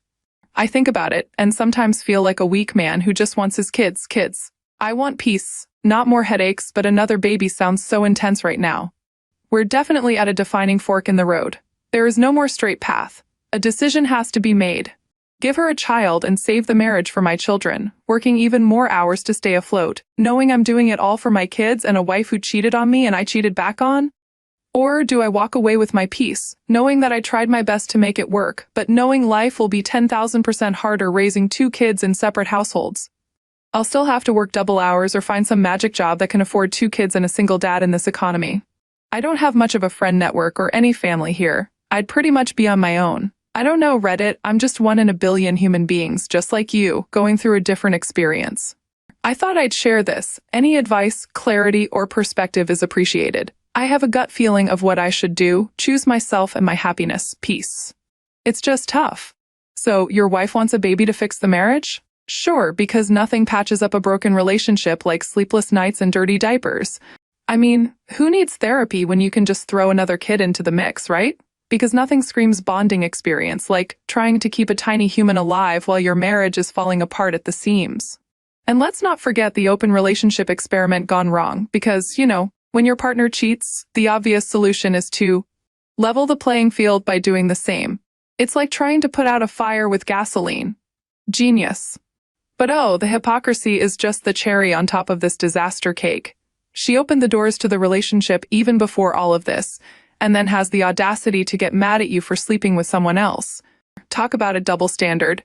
I'm not sure there's any saving this marriage. The fact that you're even considering sticking around and taking care of a baby that she cooked up with someone else is unbelievable. I'd say that's 100% crazy talk, OP. I mean, she basically trapped you and made you out to be a fool in front of your own kids. But hey, maybe your life needs a little more chaos, right? Update 1? Thank you, everyone who read this. Sorry it was so long and painful. Yes, it's real life for me. I'm not looking for any glorification here. I'm just trying to work through this all, so here's an update and clarification on a few things. I know the choice I need to make. It took me a long dang time to come to my senses and understand that I'm worth more than this pain, and no human deserves this. I can take a lot because my childhood revolved around a narcissistic mother, and I was her scapegoat kid. My dad was the only thing keeping me from going off the deep end as a kid and a teenager, so I always respected the absolute BS my mother put us all through. He stayed for us, and in hindsight, it might not have been the best, but he thought he was doing the best for us. I see that I have extremely similar morals as him, and thought I needed to stay strong, never give up, to stay and be the shield for my kids. But no more. It's tough because I have other factors here that are keeping me from just getting a lawyer and moving out. To be clear, after I got let go from my day job, my side business held me over and was even better some months than my 9-to-5 until I found out about her cheating. The job requires immense creativity, and my brain couldn't process creativity after going through all this. I still pushed out some great work, but slowly was doing less because my mental health was a crap show.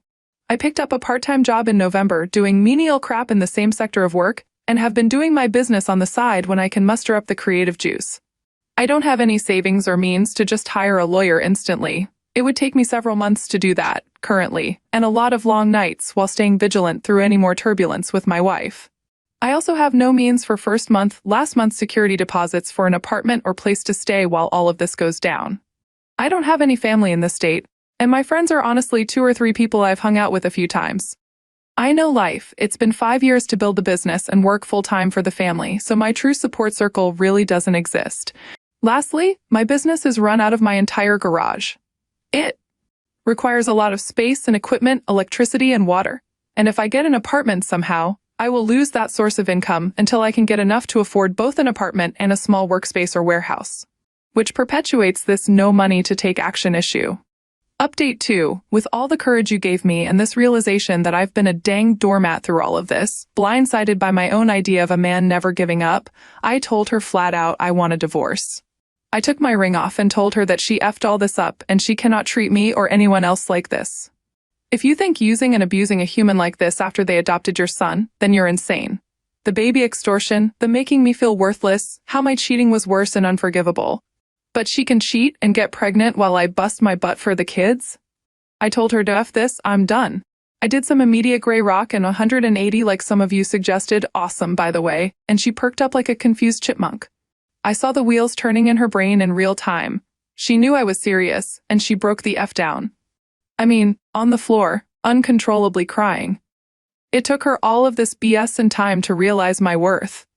It took me a while too, except this time I'm viewing her actions from a third-person perspective since I'm so removed and accepting of the decision I need to make.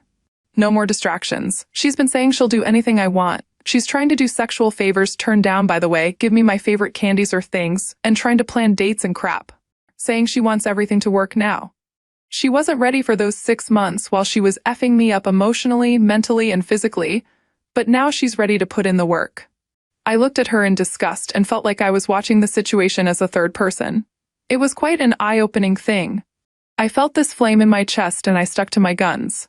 Now she is scrambling for my attention and trying to love bomb me back into that old effing who let her step all over me over and over again. But no, not this time. It's weird seeing her go from cruel and abusive to trying so hard to fix this now. That's it for now, I guess. I'm going to keep the gray rock 180 up and just tuck away money as best I can, sell any unnecessary things I have lying around to get some cash. I will keep you posted, so the full story will get an ending. Who knows, maybe I'll write a book. Now, let's get some feedback from the community. First up, I don't understand why people hate themselves so much. Why does your wife have to do this for you to divorce her? F the whole city to stab you? Yes, my friend, have another child with your wife and stay married forever. I haven't seen someone with such low self-respect for a long time. I think I will be more careful now when judging women who forgive their husbands who have been cheating on them for 10 years. Next. Thought, in part you're right. It's incredible the number of people on this forum who allow themselves to be humiliated and disrespected in this way. But it's also worth mentioning that many of the betrayed partners suffer from mental health issues such as depression, codependency, childhood traumas, etc. It's easy to tell others that they're doormats and lack self-love, but we should also feel at least a little empathy for these poor people. In this case, it didn't seem to me that the uppy was willing to stay in this marriage out of love for his wife and children, but also because of the economic crisis he could face after a divorce and having to pay child support. In the end, it will always be the betrayed who must weigh the consequences, legal, economic, family, and emotional, of leaving the relationship. But you'll never see a cheater worry about any of that. Next thought, I'm trying to be respectful, so my apologies if this is harsher than intended. Did you reread what you wrote above? Because I'm struggling to find where in there you wrote anything that would indicate your marriage was not burnt to ashes a long time ago. What marriage would you save? The one that was essentially gone when you created a bad open marriage? The one where she got pregnant cheating and blamed you for the consequences? A part of saving this marriage is bringing yet another child into the pot of chaos? Crazy. I think you know what you need to do.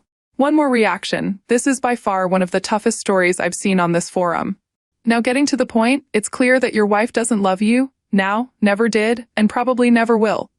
You were just the unlucky one she used to give her child a father and live without working. In cases like these, I recommend the following. Seek out a lawyer who can give you a legal perspective on your situation and see how you can at least avoid paying spousal support. Secondly, go to therapy because the level of codependency you have towards this woman is not normal. Stop working so many extra hours and send your lazy wife to work. At least that way she earns the bread her unfaithful mouth consumes. Find a hobby or go to the gym. Believe me, it will help you stay distracted and not dwell on how disastrous your situation is. Seek support from close family and friends with whom you can discuss this. It may sound a bit harsh and unsympathetic, but the truth is, in cases like these, it's best to give others a reality check and show them real options for their problems. I sincerely hope it helps you. The OP replies, reality check absolutely warranted and needed. It's just majorly heavy for me, but thank you. So, you finally muster the courage to pull the plug on this carnival of dysfunction? Bravo, OP. It's like watching a character in a horror movie finally decide not to investigate the creepy noise in the basement. Finally some sense, OP, and it took you long enough too. We were all yelling at the TV. I mean, what kids want to see their dad hit himself in the head with a hammer repeatedly? That's basically what you were doing to yourself every time you considered staying with that no-good ex of yours. And then for her to try to lure you back with candy? I think we all know the story of Hansel and Gretel. You can't erase the past with a handful of sweet gestures and empty promises. But anyway, it's good to see you finally putting your foot down and realizing enough is enough. Keep forging ahead with your newfound resolve, and don't let the distractions or manipulations of others derail your journey to reclaim your dignity and self-respect. What would you have done differently? Share your thoughts with us in the comments below, and thank you for joining us today. Story 3. Imagine a regular family. I'm Trevor Fruiton, a 45-year-old guy with thinning hair. I keep in decent shape, though I haven't quite achieved that elusive six-pack. Shedding a few pounds wouldn't hurt either. I'm not a fan of facial hair. I prefer contact lenses over glasses. Michelle, my wife, has an elegant figure with a small belly and a rounded back, which I find attractive.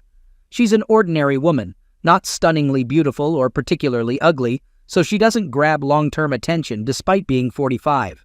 Michelle wears glasses and insists on not shortening her name. Our family includes Allie, our 21-year-old daughter, a bright college student like her mom. Allie has gained some weight since her volleyball days in school. Despite her independence and advocacy for women's rights, she still relies heavily on us. Financially, it's been tough lately because I'm the sole breadwinner. I've decided not to burden Allie with student debts, and in return, she reluctantly agreed to live at home. Despite our modest lifestyle, Michelle and Allie enjoy luxury. While I drive an old F-150, they own expensive luxury sedans. Unfortunately, our house has little equity due to their lavish lifestyle, which was financed through housing loans, solving our financial problems. Our suburban life follows a typical pattern, with occasional neighborhood parties. Though we're not particularly close to our neighbors, it's a way to spend weekends. We have developed a close relationship with our nearest neighbors, and a married couple from the next street. Their daughter, Sally, is Ellie's best friend. When Ellie left for college, Sally felt a deep emptiness. Like Michelle, we spent a lot of time together, and now there's a void in my life. Despite expanding participation in volunteer activities, it didn't fill the gap. One evening, I asked Michelle if she was happy. She seemed puzzled and inquired about what makes me happy. I explained that I'm happy with my life.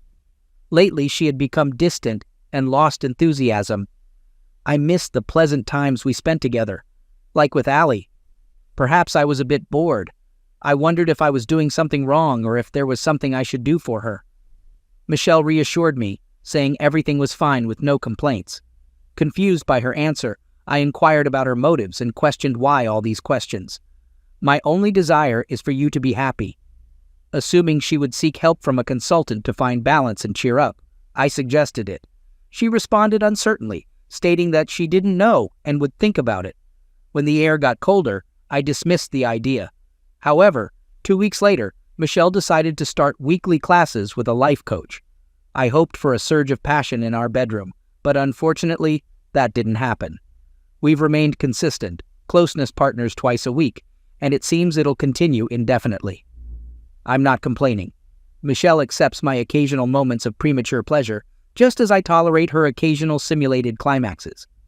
Normality is a subjective idea, and honestly, I can't figure out where we stand in relation to it. I've never talked about my personal life with anyone, and I don't encourage my friends to share closeness details about their relationships. My neighbors, Mark and Cindy, are a couple in their 60s who live south of me. Mark, despite being reserved, isn't great with hands-on work and is more likely to accidentally hurt himself than fix something successfully. On the flip side, Cindy is a fantastic baker who often treats him to delicious goodies, resulting in him gaining a few extra pounds. One nice weekend, I was at their place fixing the sauna pump that Mark had been waiting 4 months to get the necessary part for. Opportunities like that don't come often in early December, so I took advantage of it. Our patio's sliding door has seen better days, making a scratching sound when opened. This familiar noise caught my attention. If it's not Michelle returning from her mother's, it must be Allie. It was confirmed when I heard her talking. He must be inside somewhere. His car was parked outside. It's been a while since I last saw him, so I'm in the backyard, sitting in the gazebo. Ever thought about it? I paused, realizing that Allie was intentionally keeping this conversation from my ears. Oh my God, Mom, you're way behind. Maybe give Max a chance. Sally says he's quite experienced and eager to please. Maybe that's what you need to break out of the bedroom routine. What? What's this about? My wife told our daughter about our bedroom issues. We obviously have some unresolved problems, but she didn't talk to me about it. Where did this sudden revelation come from? And trusting our daughter is just not appropriate. I get that you need time to think about everything. By the way, Dad mentioned he'll be hunting next weekend. I'll ask Jeff to invite Max to our house. Sally said Max is a bit thin, but seems to have a strong attraction to you. Sally also mentioned his physical attributes. When anger started to overwhelm me, I paused to make sure I understood the situation correctly. So my daughter is arranging a meeting between Michelle and Jeff's friend. Whether or not you agree, Sally suggested you might want to try something with Max. The following pause might have been due to my growing frustration. It seems like they're conspiring to ruin my marriage too. I can't help but wonder what I've done to deserve this situation. Okay, keep me posted. Love you. Goodbye. I was terribly upset, and it's probably lucky that I didn't hurt my eye while working with this problematic pump. The atmosphere at home throughout the week was terrible. I purposely did everything to annoy Michelle and Allie, spending most of my time in my office or in the garage. My power tools are now sharpened and look like new. I didn't cancel the hunting trip, but I asked someone to keep an eye on Michelle's actions. Photos of Allie, Jeff, and a skinny child entering the house around noon appeared in the house about 2 o'clock. Sally and Jeff left. The skinny child followed suit. About 4 hours later, I returned. On Sundays, Michelle was wearing sweatpants and trying to be overly affectionate, hugging and smiling. But I didn't react to her gestures. Although it wasn't conclusive evidence, I couldn't help but notice that Michelle was sitting cross-legged, leaning heavily to the left, more than her usual demeanor. Maybe someone's backside was a little tender. Later in the kitchen, Allie changed everyone's fate by playfully slapping Michelle on the rear, making both of them burst into laughter. Pretending to cough, I felt a weight in my chest. I hoped my wife, who was completely unaware of the incident, didn't pass anything on to me. I decided to sleep on the couch in the living room. Michelle chose not to carry on with her plans. In the morning, I mentioned struggling to breathe and needing to see a doctor, even though it was just a pretense. Luckily, my boss was fine with me taking the day off. I wanted to pretend I had COVID-19 to expedite my departure. With a significant amount of accumulated sick leave and vacation time, I could afford this break, allowing me to attend our traditional Christmas Eve dinner. When I claimed to have COVID-19, I knew it would scare everyone away. Unsure if I really had it, considering I've had both vaccine doses and feel healthy, my respiratory system remained unaffected, despite a broken heart and strong anger towards 4 people. To avoid discomfort, I chose to stay in an extended stay hotel. I was relieved when my wife expressed happiness that I'd be out of quarantine before Christmas Eve. She and her daughter called me twice a day. Instead of showing my true emotions, I remained polite, but acted tired to end the conversation. During this time, I focused on planning carefully thought-out revenge. I needed to make changes to all my financial matters, including wills, beneficiaries, and emergency contacts. I didn't realize how many attachments and responsibilities I'd accumulated over time. Finding a new apartment was a challenging test, making me fully aware of my permanent decision to divorce Michelle and end Allie's financial dependence on me. Jeff deserved consequences for his actions, but I wasn't sure how to react to Max's behavior. When overwhelmed with anger, a person can have many thoughts and ideas. If I acted on most of them, my future plans would be in jeopardy. One idea inspired by the news was to hire an escort to trap Jeff, imitating a company's tactics to eliminate unwanted employees.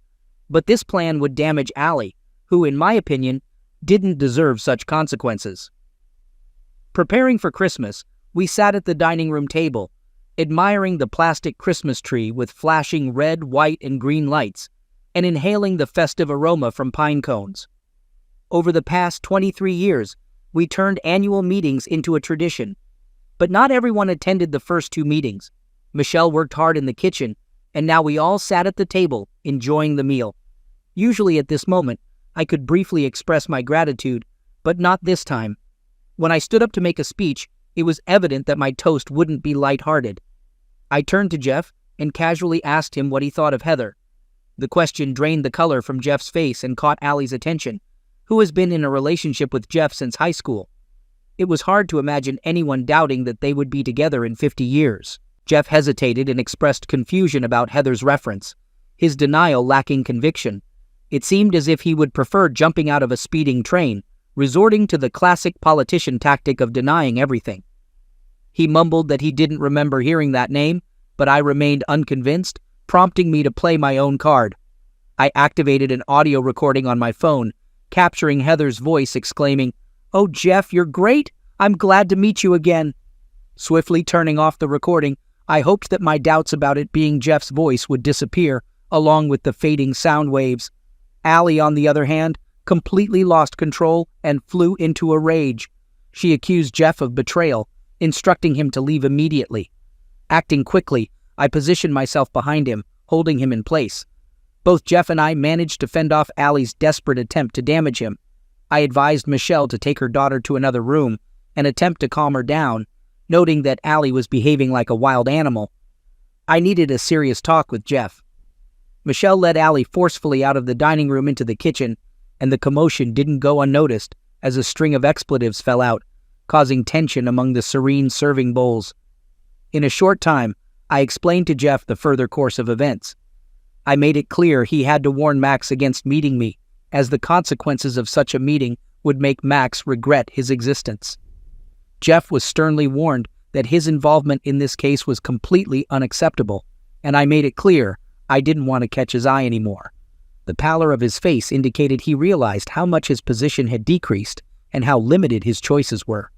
I handed him the envelope. Jeff agreed to do the last assignment on my behalf.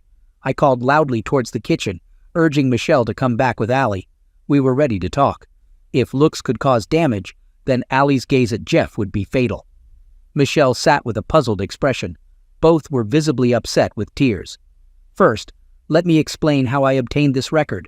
I clarified to Jeff that the woman's name wasn't Heather, and I admitted to not knowing her real name.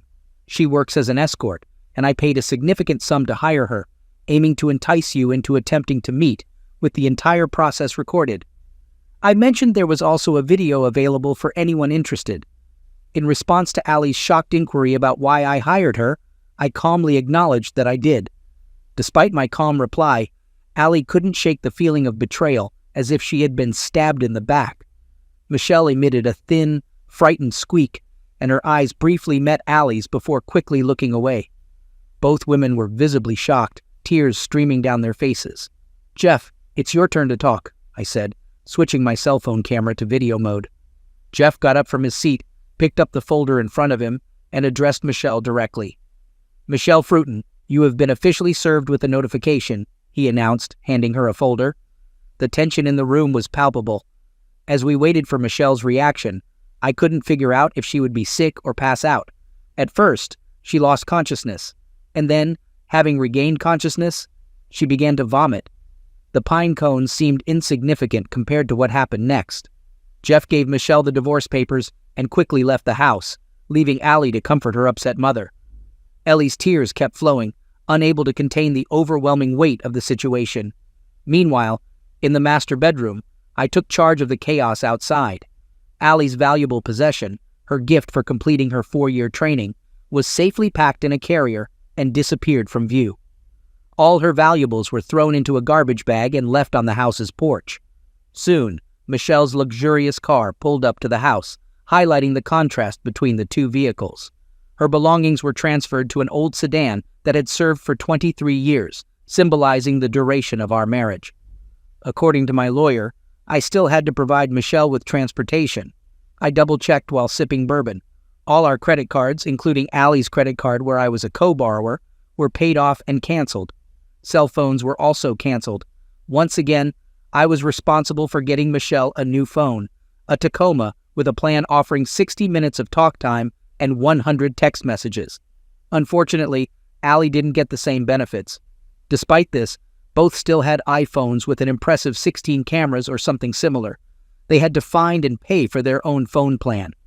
As for the house, there was now a for sale sign on the garage. I confidently hammered it into the front yard. However, I couldn't sell the house yet because it had Michelle's name on the property rights. I just wanted her to have an idea of what the future held for us. Instead of staying in the living room, where Christmas music played by the Christmas tree, I sought solace in the basement. Sitting in the dark, I found peace, especially hearing the chaos happening above me. It was evident that nothing they once owned was functioning properly. They threw unpleasant words at me, but those words seemed soft compared to the ones I shouted in my empty hotel room, preparing for this day. "Trevor, we need to talk." Maybe he went out for a walk because his car was parked on the street. Strangely, my car is nowhere to be found. Maybe he took it. To make matters worse, my phone isn't answering either. My car has truly disappeared. Maybe his father took him. It can't be that he drives both cars. Whose disgusting car is parked in front of the house? It looks like my phone isn't working either. I hope this fool didn't cancel my phone connection. Let's go ask Cindy if she'll let us use her phone. I securely closed the entrance locks. Now they were outside the house without working phones and credit cards. Moreover, since both of their purses were left here, they did not have any identification documents with them. I didn't feel any remorse when I sent both driver's licenses to our paper shredder. I am sure that this will cause them considerable discomfort while they try to rebuild their lives. After pouring a glass, I turned on the TV and watched a cheap special for a short time. Our current circumstances could not help but differ from the spiritual atmosphere shown in this program. The choice in favor of silence seemed to me more reasonable. Suddenly, there was a commotion at the front door. It was Michelle and Allie who returned. It was at this moment that Michelle's daughter, whom I no longer consider my own, saw the contents of a garbage bag standing by the porch. Allie expressed shock upon realizing that everything she had in her car was now in this package. She mentioned that her father had disposed of her car, but she refused to believe it. It was hard for her to imagine that he did that, as it was completely out of character for him. Amidst their conversation, I suggested to Mom that maybe the reason her car was missing was that he had indeed sold it. If that were the case, I swore I'd confront him, expressing my anger. I loved that car, and the constant ringing of the doorbell made it difficult to hear their conversation. Outside, 2 women stood with festive napkins in their hands, making it seem unwise to open the door. Michelle was furious and demanded that I open the door immediately, pointing out that it was freezing outside. In response, I informed her that the keys to her new car were in the ignition, specifying that her car was an orange-green Malibu parked outside the house. I mentioned that all the items from her previous car had been transferred into it. Additionally, I suggested that the stove had a long-lasting warmth and the gas tank was full. I proposed the idea that she could offer her car to Max and stay with him, considering the possibility that he might still have feelings for her. After a short silence, Michelle attempted to adopt a softer tone and extended holiday greetings to me. I responded by telling her it was time for them to leave and requested her to take her daughter with her, describing Allie as unpleasant. After a while, the aging Malibu came to life.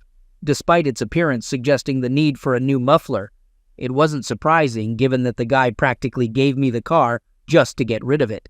I had no intention of spending my money on repairing it. Without much fuss, they drove away from the house. It's been a long time since I've heard of someone being poisoned by carbon monoxide due to a faulty muffler. Perhaps luck would be on my side this time, though the likelihood was slim. An hour later, my father-in-law's number appeared on the screen of my mobile phone. While we weren't exactly close friends, we managed to communicate well. He greeted me saying, "Hi, Trevor. I have a couple of upset women here. I thought you might have some understanding of the situation. Call me. And by the way, Merry Christmas."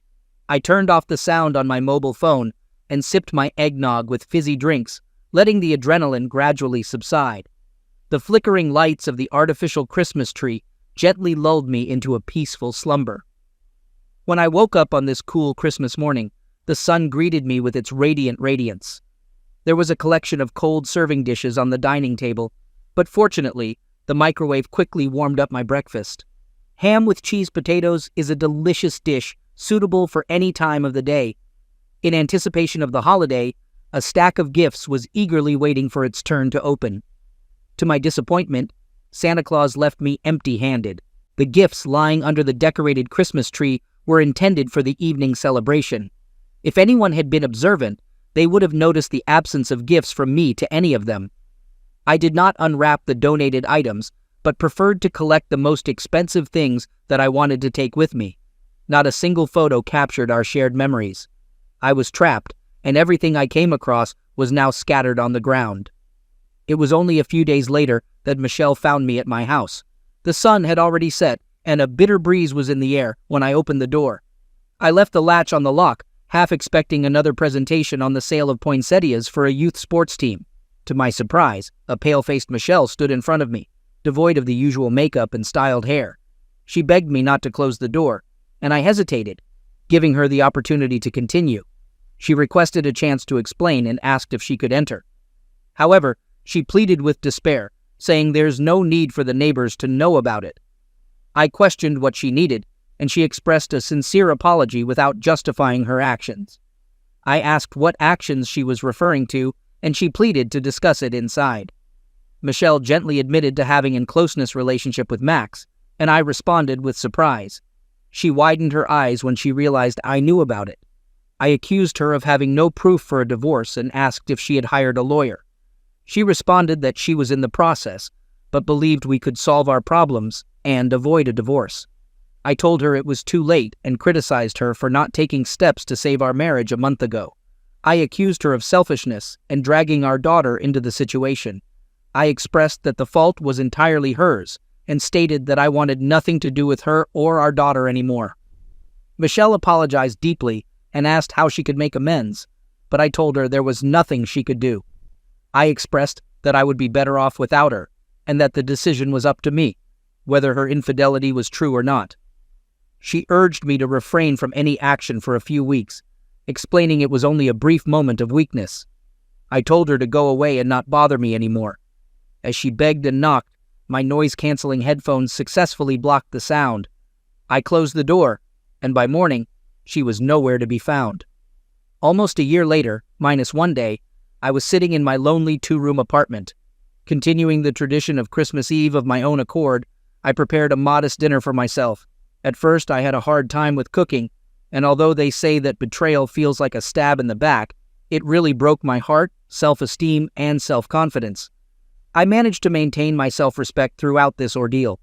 There were countless nights when I doubted whether I had gone too far, but deep down, I never agreed with this opinion. Eventually, I got to the point where I felt unnecessary and decided to leave. It was very simple at that time. When I was in a state of uncertainty after the divorce, it seemed to me that I had failed.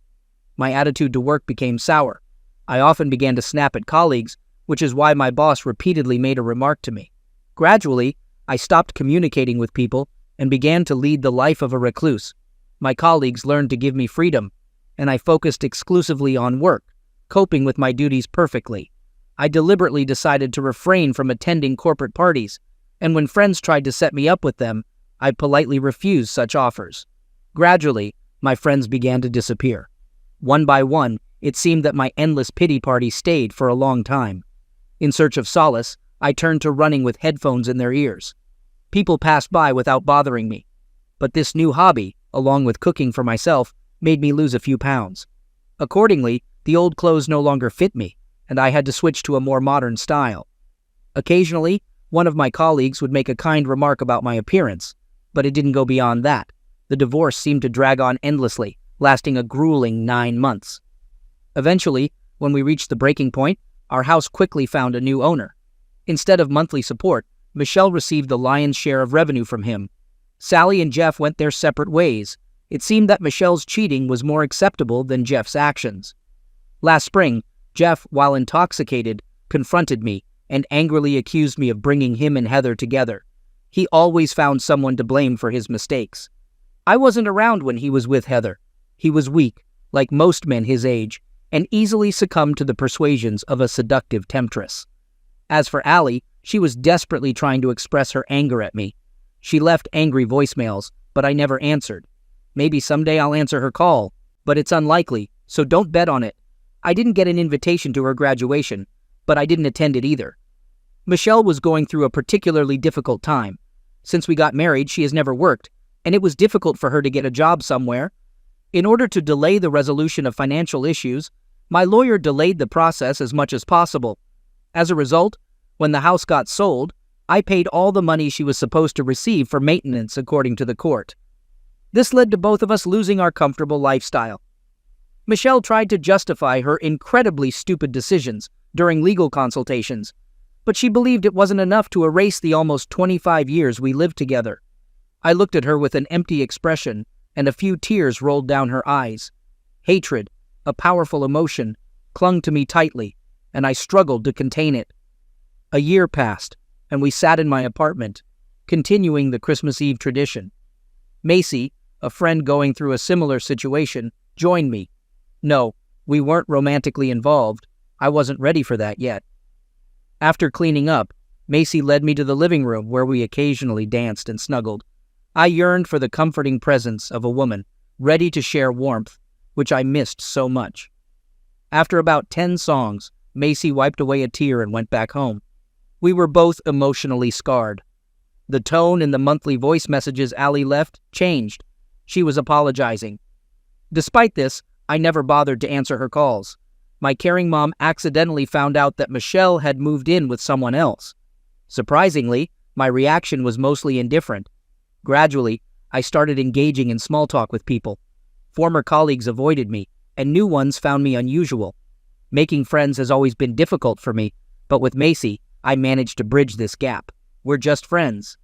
In late January, I received a letter from Ali in my mailbox. Part of me hesitated to open it, not knowing what might be inside, but curiosity got the better of me. In the letter, Ali apologized and included a selfie. She stood with a gloomy expression, holding her rounded stomach.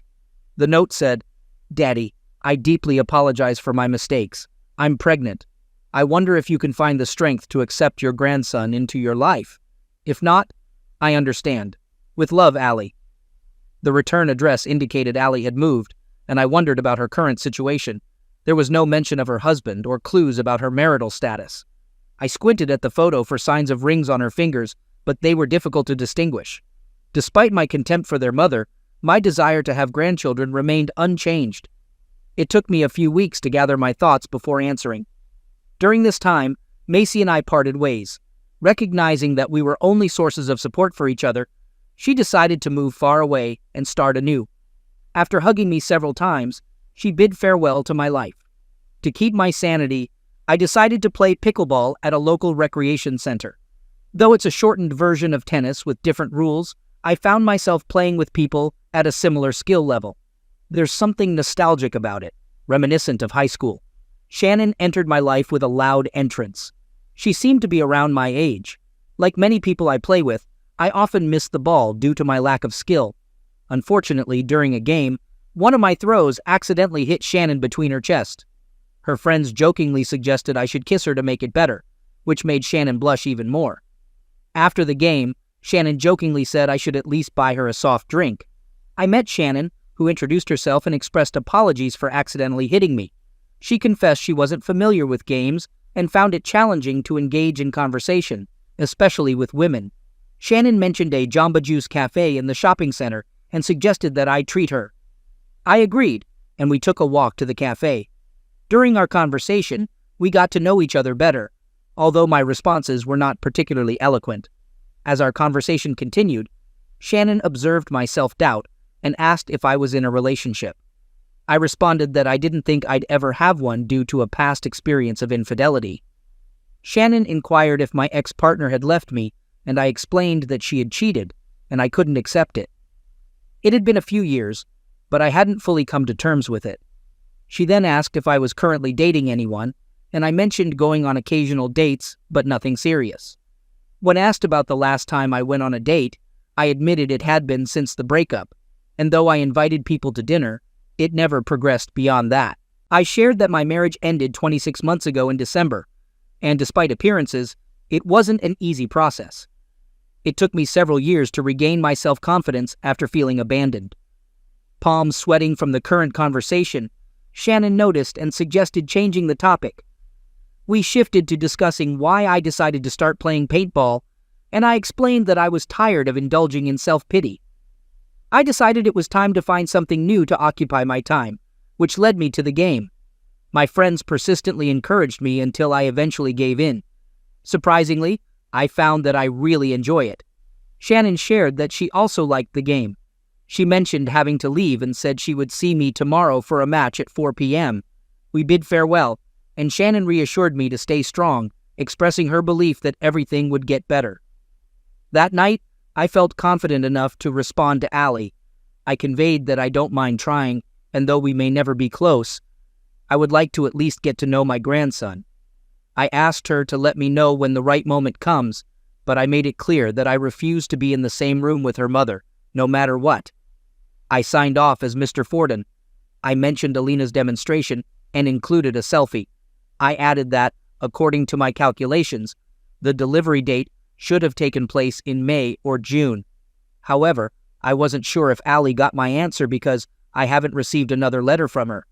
Additionally, the next day during a pinball game, Shannon and several other ladies were flirting. I was pleased.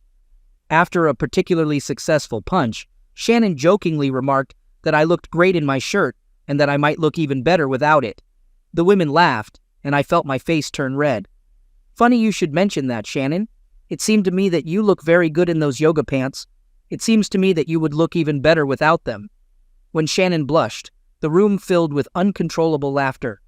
The women began to playfully sing along, urging me to take off my shirt. Reluctantly, I yielded to their request and took it off. But Shannon shook her head vigorously and began to scold me as if I had behaved badly. Under the wolf whistle of several ladies, I quickly put my shirt back on. Shannon muttered the words, "You're terrible in my direction," to which I responded with a kiss. When the games ended, some women started flirting, and one even complimented Shannon on how amazing she looks without yoga pants. Shannon waited patiently for her turn. Keeping her composure, I decided to treat the girl to a refreshing drink, and coincidentally, was just about to ask her a question. I complimented her on her beautiful yoga pants, but she quickly told me to stop. Judging by her ear-to-ear grin, she was quite pleased with herself. While we were enjoying drinks, I plucked up the courage and invited Shannon to dinner and a movie.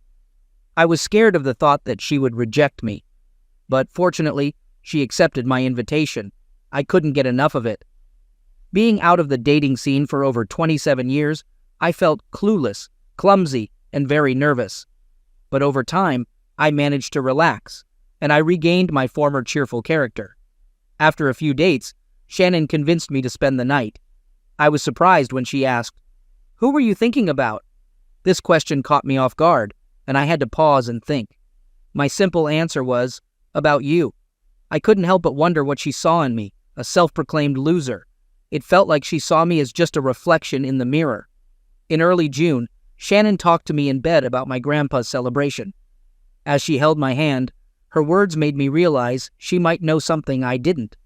She mentioned there was only one major hospital nearby, and she kept an eye on the newborn registry. It turned out that a woman named Allie Fruden had recently given birth to a girl. This news eased my tension, but Shannon's warm lips revived my desire. Instead of physical relationship, we opted for a more closeness connection through passionate kisses. Exhausted and tired, I sought comfort in Shannon's presence. In my uncertainty, I pondered my next actions. Sending flowers might be an appropriate gesture, not necessarily overflowing with love, but expressing recognition of her newfound motherhood. A day after sending the flowers, I unexpectedly received a night letter. In the letter, as a father, I acknowledged the emptiness of my apologies and believed in their authenticity. The memories of the terrible breakdown on Christmas Eve haunted me, fueling my hatred for you. Allie expressed that I had disrupted her relationship with Jeff by taking away her car, phone, and altering her entire lifestyle. For a considerable period, she harbored bitterness and immaturity, transforming into an offended woman. After reflecting on the situation, she began seeing things from my point of view, acknowledging that the treatment I received from them was undeserved. She couldn't forgive herself for her actions and deeply regretted being a terrible person. Allie claimed to have undergone significant personal growth, becoming a completely different person. She shed tears for her past actions, considering them as pure evil. Despite the difficulty, she expressed a willingness to make an effort and bring my presence back into her life, seeking comfort once more. Allie emphasized the importance of looking into her eyes when she sincerely asked for forgiveness to understand the depth of her remorse. She expressed a desire for friendship, recounting a lesson learned from a close friend about the difference between good and evil, weakness and strength. Allie wondered what she could offer in return and mentioned giving grandchildren, naming her daughter Bonnie after my mother. Currently, Allie and Bonnie lived in her modest apartment, facing the world as a duo. She extended an open invitation for visits or suggested arranging for Bonnie to be with me when she wasn't around. Allie concluded the letter by expressing her enduring identity as my daughter and her hunger for my love again. I shared this letter with Shannon, who believed it to be sincere. My plans were to protect Shannon from Allie, considering the damage Allie had caused in one of my past relationships. In response, I received a warm hug and a passionate kiss from Shannon, who assured me not to worry. She claimed to be strong with emotional barriers to keep unwanted people out, expressing gratitude for breaking through. As we hugged tightly, moving gently like dancing to a slow love song, Shannon emphasized that I couldn't fully love her while holding on to hatred for Allie and Jeff. She urged me to let go so our relationship could develop, echoing Shannon's advice about leaving the past behind. The headlights revealed the return address of Allie on the apartment. Shannon accompanied me as I softly knocked on Allie's door. Ellie opened the door, and inside, I introduced Shannon to my daughter. We exchanged greetings with gentle cheek kisses and entered the cozy apartment. Ellie suggested supporting Bonnie, and I settled down at the kitchen table, holding Bonnie gently. Surprisingly, Bonnie remained calm, not shedding a tear, reminding me of how small and delicate their hands and feet are. Looking at Shannon, I saw love in her eyes. Shannon brought up the subject, mentioning that Allie had already told Bonnie's father about her birth. Allie replied that Bonnie's father believed she was trying to trap him, and there was uncertainty about whether he would change his mind. Allie and I carefully avoided each other throughout the evening. I left without hugging or kissing her. When I got into the car, Shannon scolded me, insisting that Allie should know that I still love her. Shannon replied, "I know you love her and you know it too. Go back there and do it right." Leaving Shannon in the car, I went to Allie's door and knocked. She asked, "Did you forget something?" "I kind of forgot to hug you and express my love for you." It was such an emotional moment that it could have been the plot for a Hallmark movie. 6 months passed, and a few weeks later, we gathered in my apartment for our traditional Christmas Eve dinner. Shannon, Allie, and I were there, and I was holding Bonnie in my arms. I said the Christmas blessing, and then we enjoyed the meal and exchanged gifts. Bonnie got more presents than expected, but she seemed to like the way the wrapping paper made noise when she played with it. Because of the snowy weather, it was too risky to make a long trip on Christmas Eve. A year later, I let Allie and Bonnie live in my apartment. Shannon and I started spending nights at her place regularly, continuing the tradition of Christmas Eve. We were heading to Shannon's house for a festive dinner before the wedding. We definitely signed a prenuptial agreement. I found myself being closely watched when I chatted with other pickleball players, but it didn't bother me. Carter Denton, Allie's husband and Bonnie's father, joined us this year. It took him a while, but eventually he realized that he really wanted to be a part of Ali and Bonnie's life. Bonnie and I really like to cuddle together, making us great buddies. The role of grandfather brings me great joy. In addition, Shannon's children and grandchildren were present in the house, creating a warm and lively atmosphere during the Christmas gatherings. One of her sons kindly led the family's heartfelt blessing. Reflecting on life, I realized that it continues regardless of our participation. It took me a while to realize that life was slipping away from me, but this is no longer the case. I have found satisfaction in the place I have reached, and I am sincerely glad of my current position. Story 4. Before his life began to unravel, Tim Burns had everything mapped out. A man with clear ambitions, he had worked tirelessly to build a stable foundation for himself and his wife, Candy. They often talked about their dreams: a couple of children, a playful dog, and a cozy house with a garden just outside the city. Tim had even set aside money for a down payment on a home that would mark the start of their new chapter together. At the time, he had no reason to question their shared goals or the strength of their bond. But cracks in the marriage had started to show long before Tim noticed them. Candy's demeanor had changed subtly over the past year. She became more withdrawn, claiming her demanding coursework was the cause of her stress. She also began taking on unusual work shifts, which seemed out of character. Tim wanted to believe in his wife, so he didn't question her too closely.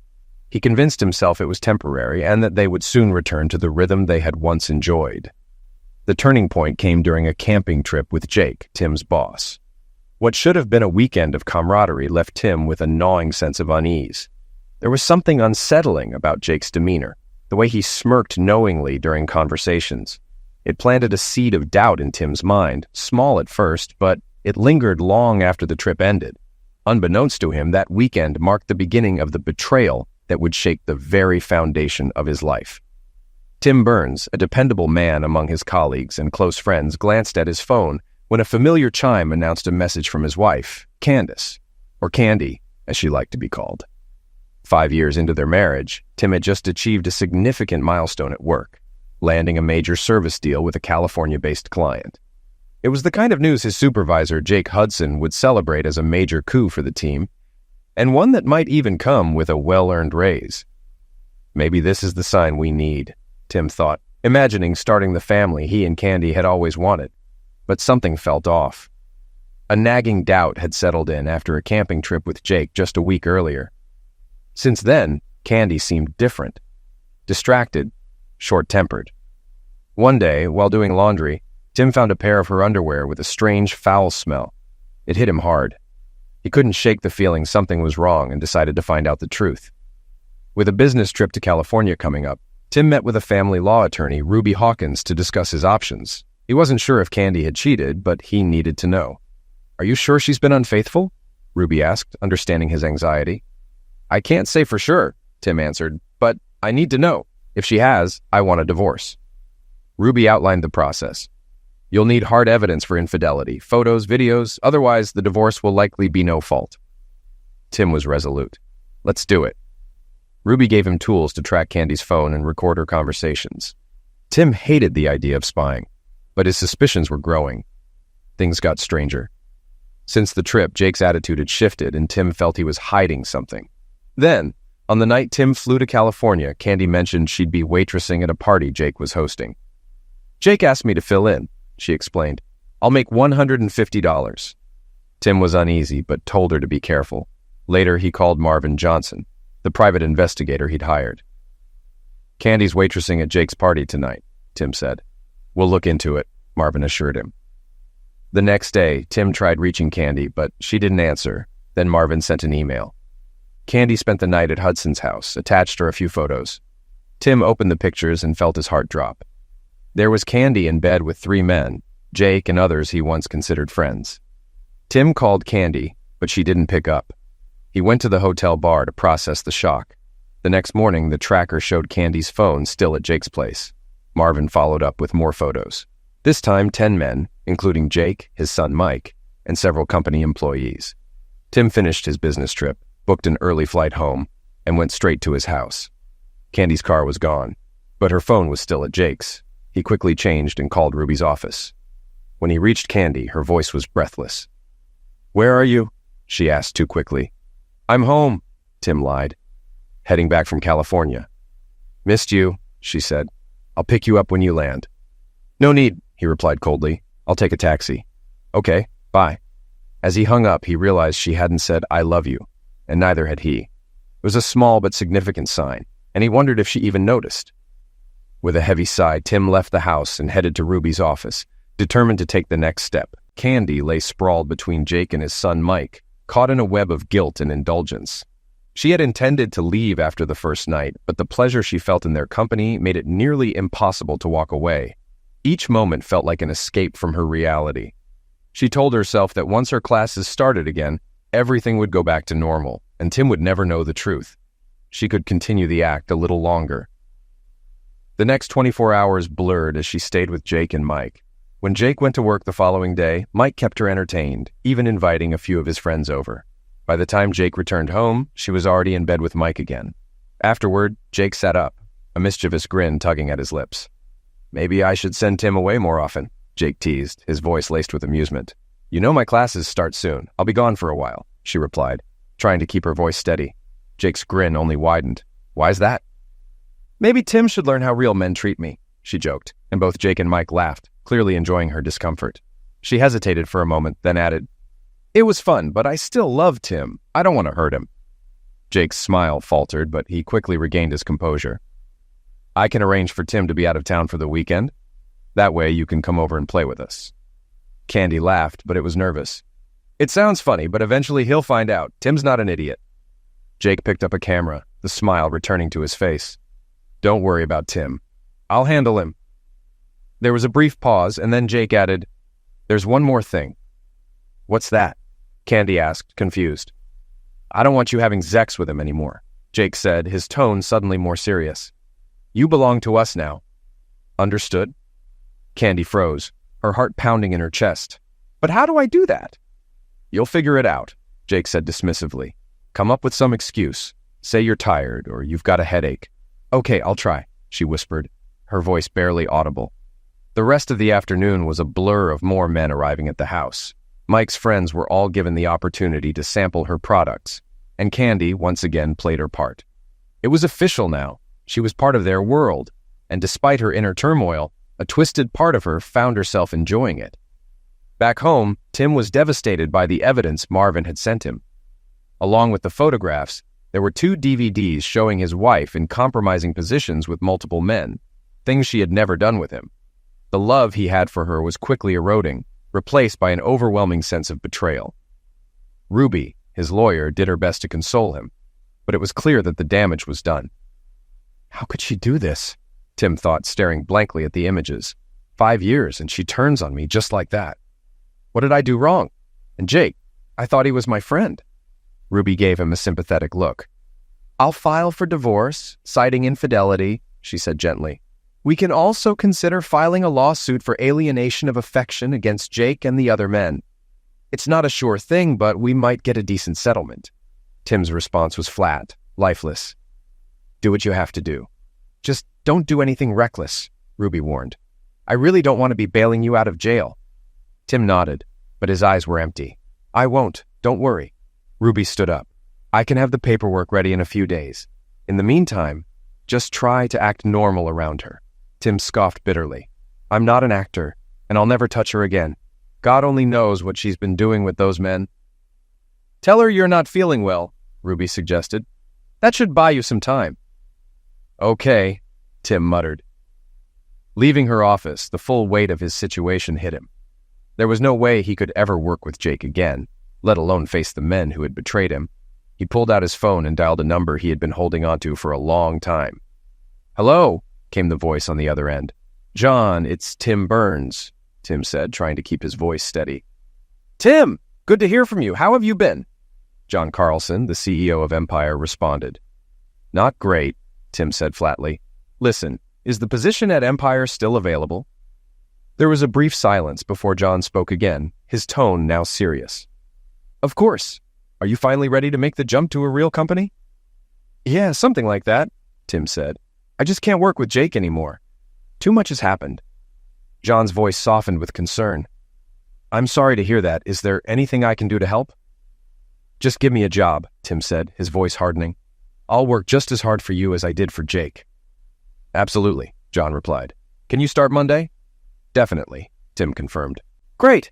Look, why don't you and your wife come over tonight for dinner? Rose is making her famous lasagna, and we can catch up while we go over the details. Tim hesitated, but the words came out without hesitation. I can't bring Candy. John's voice shifted with concern. What's going on? Is everything okay? I'll explain more when I see you, Tim said, his tone distant.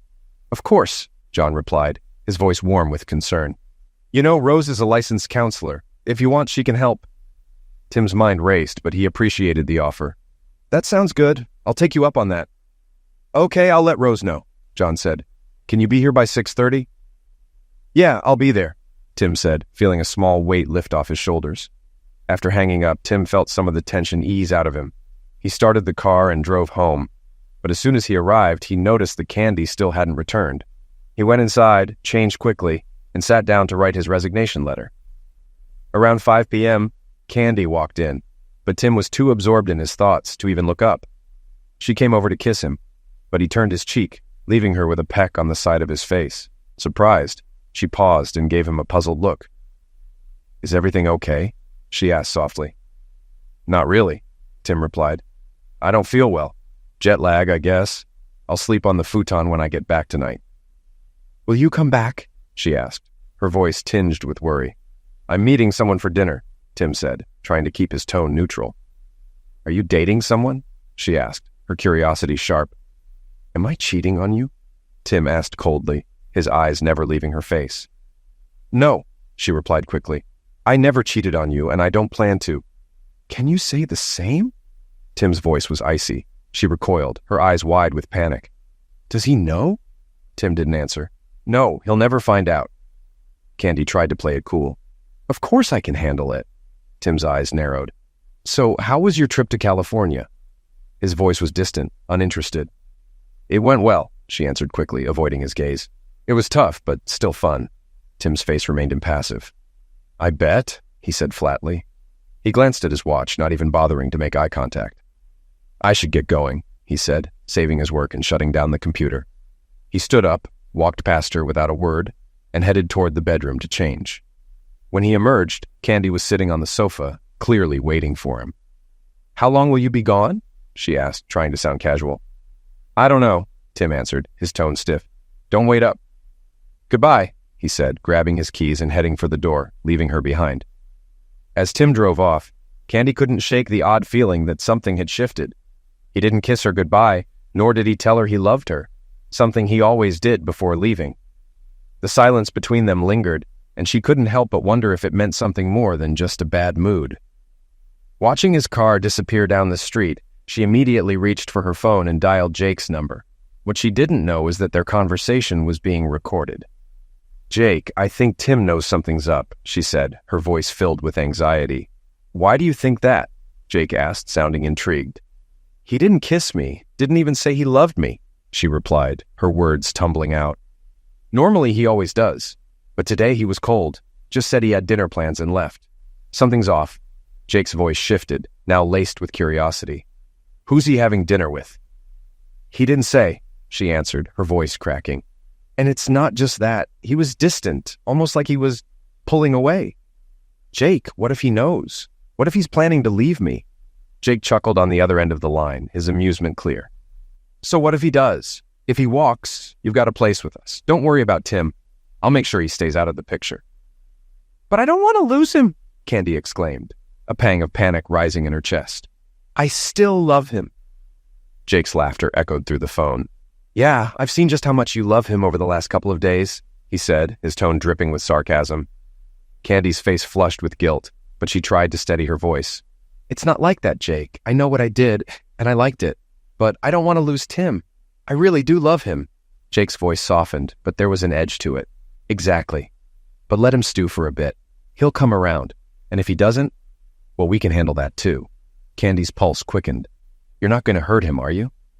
No, we're not going to hurt him, Jake replied, his voice low and matter-of-fact. We'll just make sure he understands how things are going to be from now on. And you're going to help us make that clear. Candy was taken aback, her mind racing. What do you mean? When the time comes, Jake continued, you'll help us explain everything to him. Remember who you're with now. You wouldn't want the school board to see those videos we have, would you?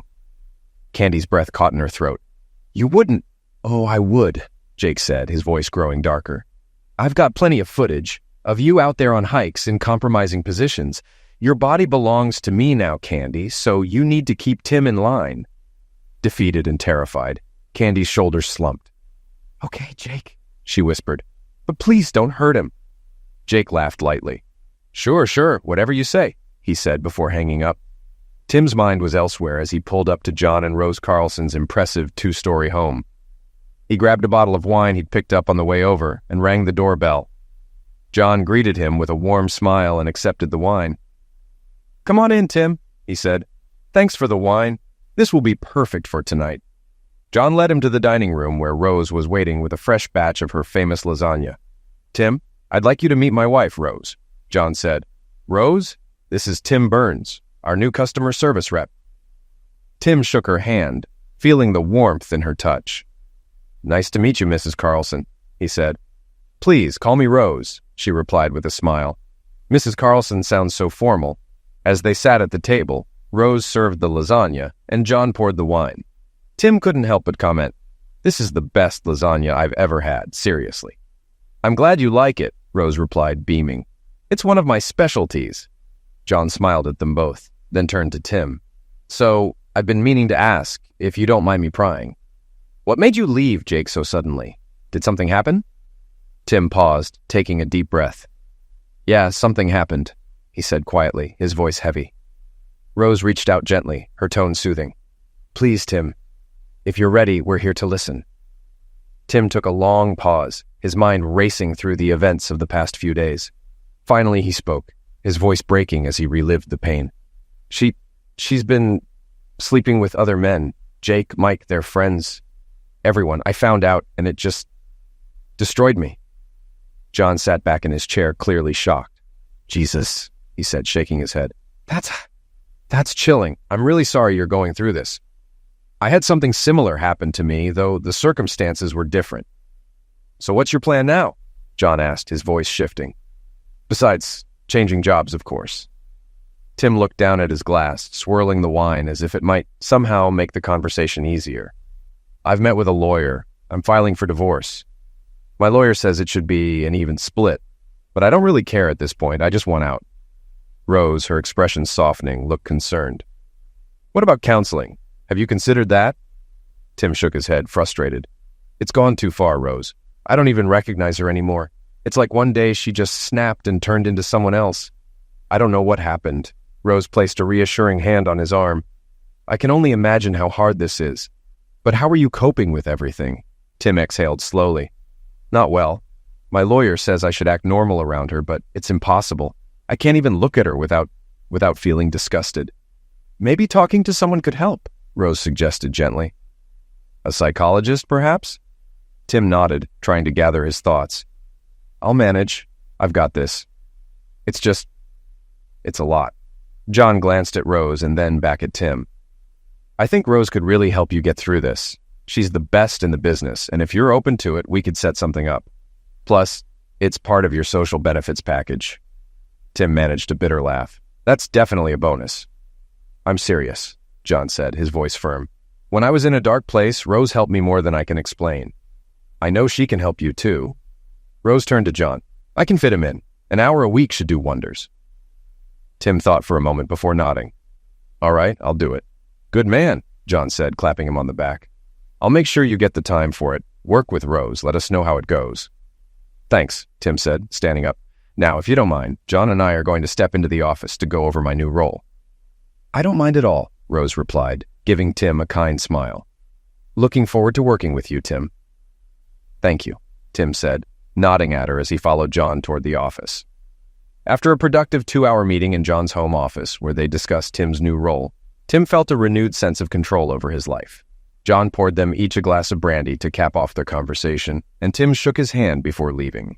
He felt like he was taking back the reins of his future. Tim arrived home around 10 p.m., noticing the lights were still on inside.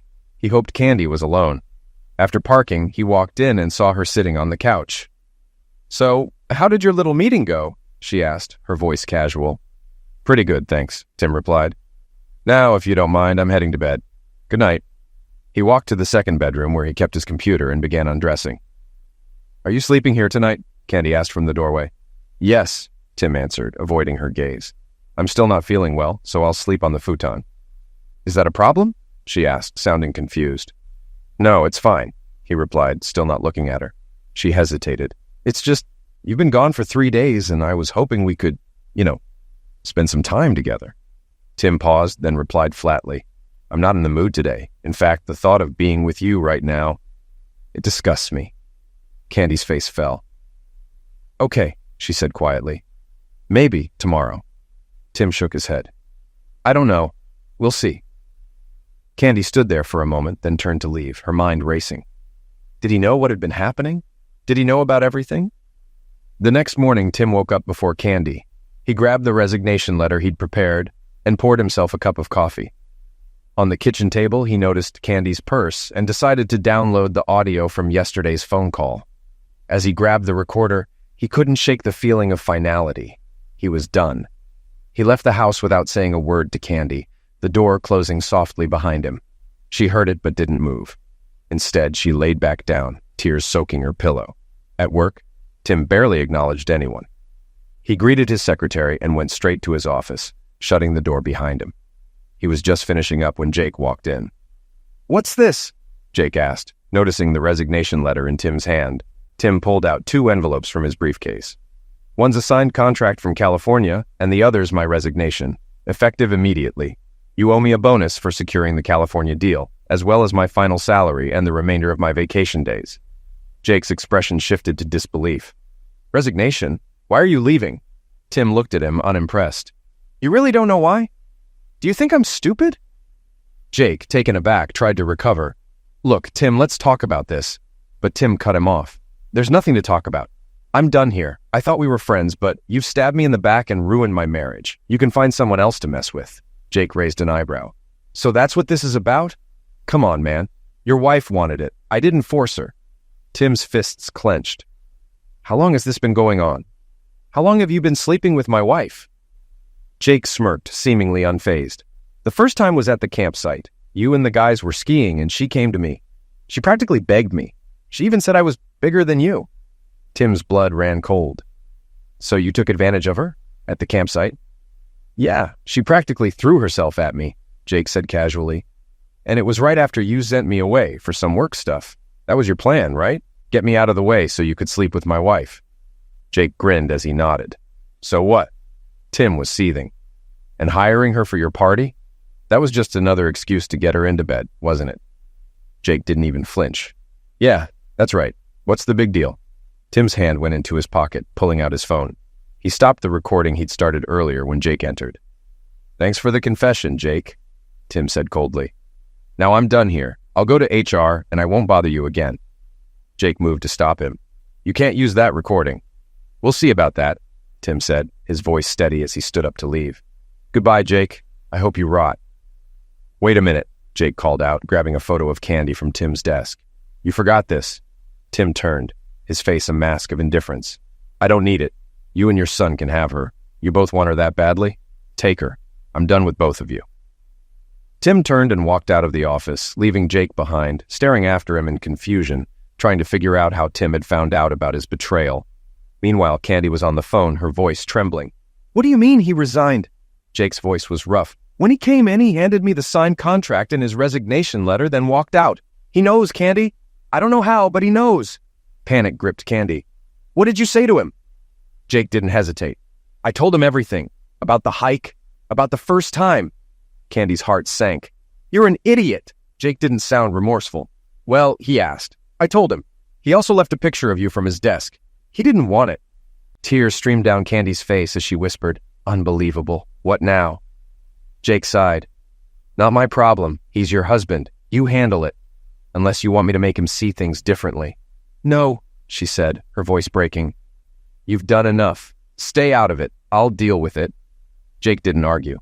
Fine, I'm out. It's on you now. He hung up. Candy sat there, phone in hand, tears still falling.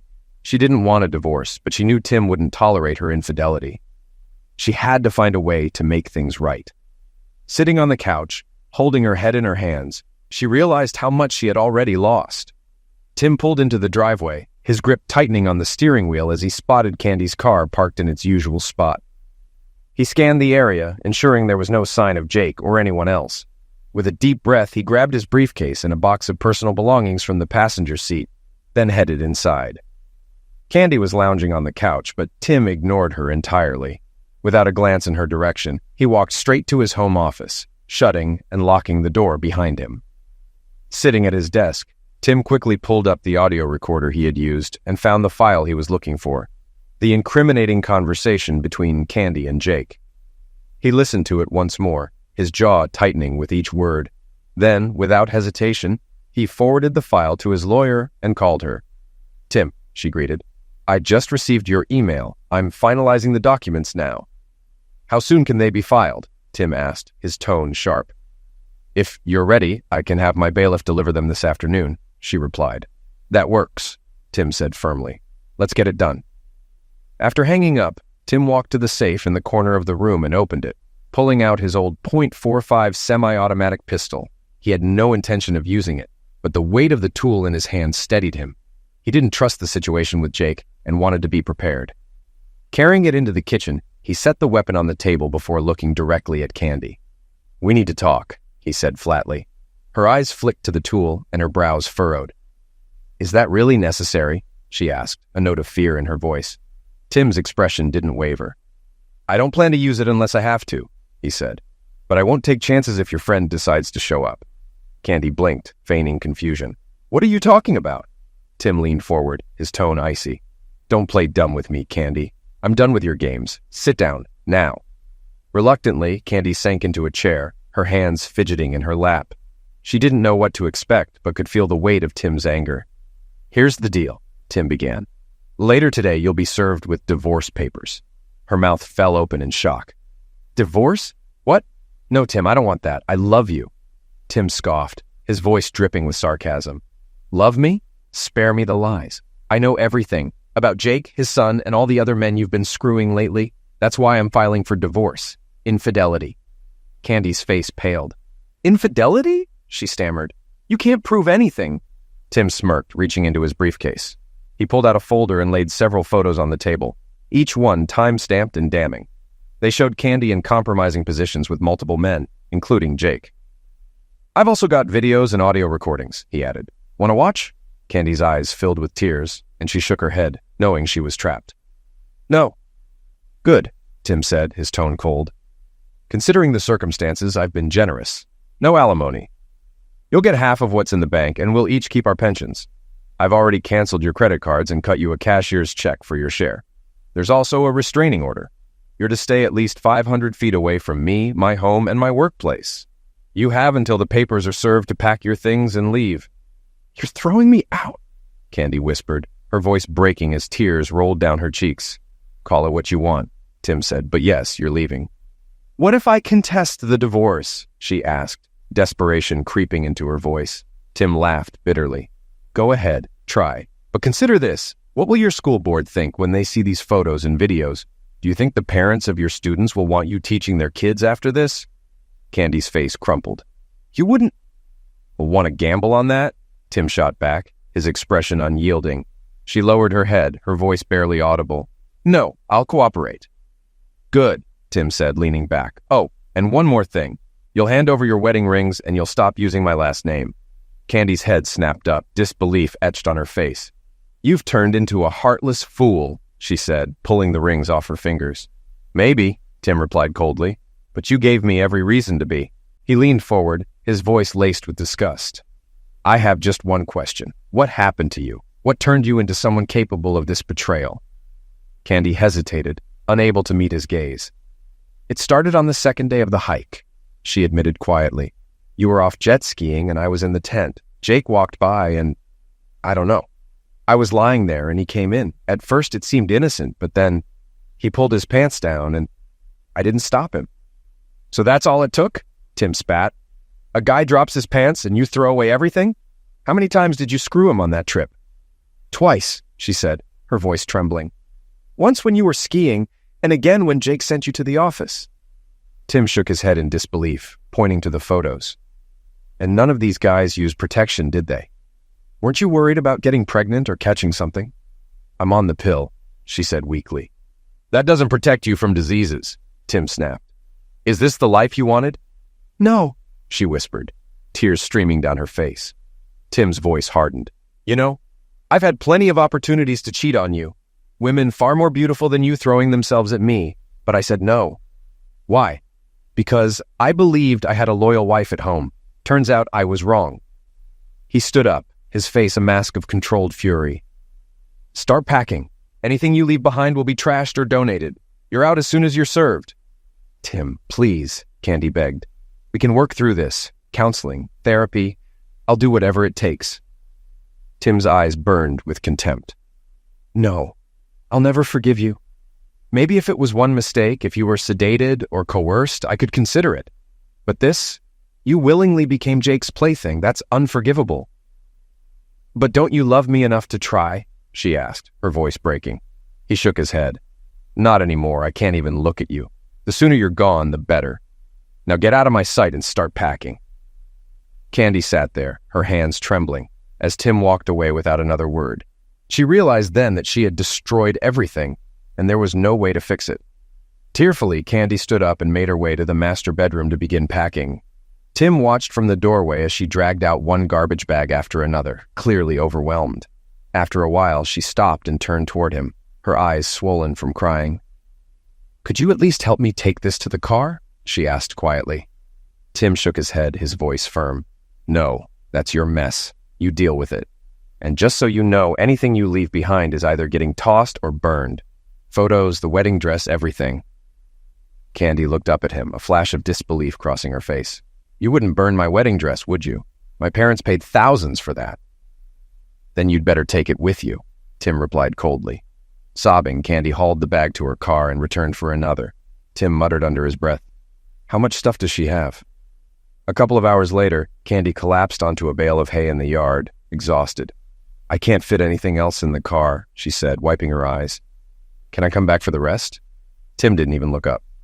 No, you're not coming back. There's a restraining order in place. If you want to get your things, ask your parents. But I'm giving you a couple of days before I start throwing stuff out. Thank you, she said, though her voice was small and filled with dread. Candy's eyes widened with realization, and she whispered, What am I supposed to tell my parents? Tim didn't hold back. Tell them the truth. Tell them you cheated on me with Jake and others, and that's why I'm kicking you out. Her voice shook. But they'll disown me.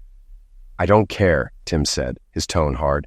And it'll be even worse if you try to make me look like the villain. You know how they feel about dishonesty. Just then, a knock came at the door. Looks like it's for you, Tim said, without even glancing at her. Candy slowly walked to the door and opened it to find a deputy sheriff standing on the porch. Candace Burns? He asked. That's me, she replied, her voice barely above a whisper. Do you have ID? He asked.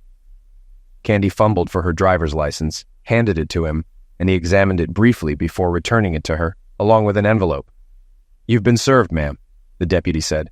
There's an injunction requiring you to vacate the premises. You can sign the divorce papers now if you wish. Candy nodded, taking the papers and skimming them quickly before asking for a pen. She signed without protest. I'll return the signed documents to your lawyer, the deputy said. You need to leave immediately. If you try to come back, you'll be arrested. Do you understand? Candy's eyes filled with tears as she nodded. Yes, she said quietly, looking back at Tim. I'm sorry. Tim didn't even meet her gaze. Yeah, me too. Goodbye. Goodbye, she whispered, walking out the door. The deputy glanced at Tim, gave him a brief nod, and then turned to leave. The following days were a blur for Tim. Though Candy didn't attempt to contact him, Jake left 2 angry voicemails on Tim's home phone, each one more threatening than the last.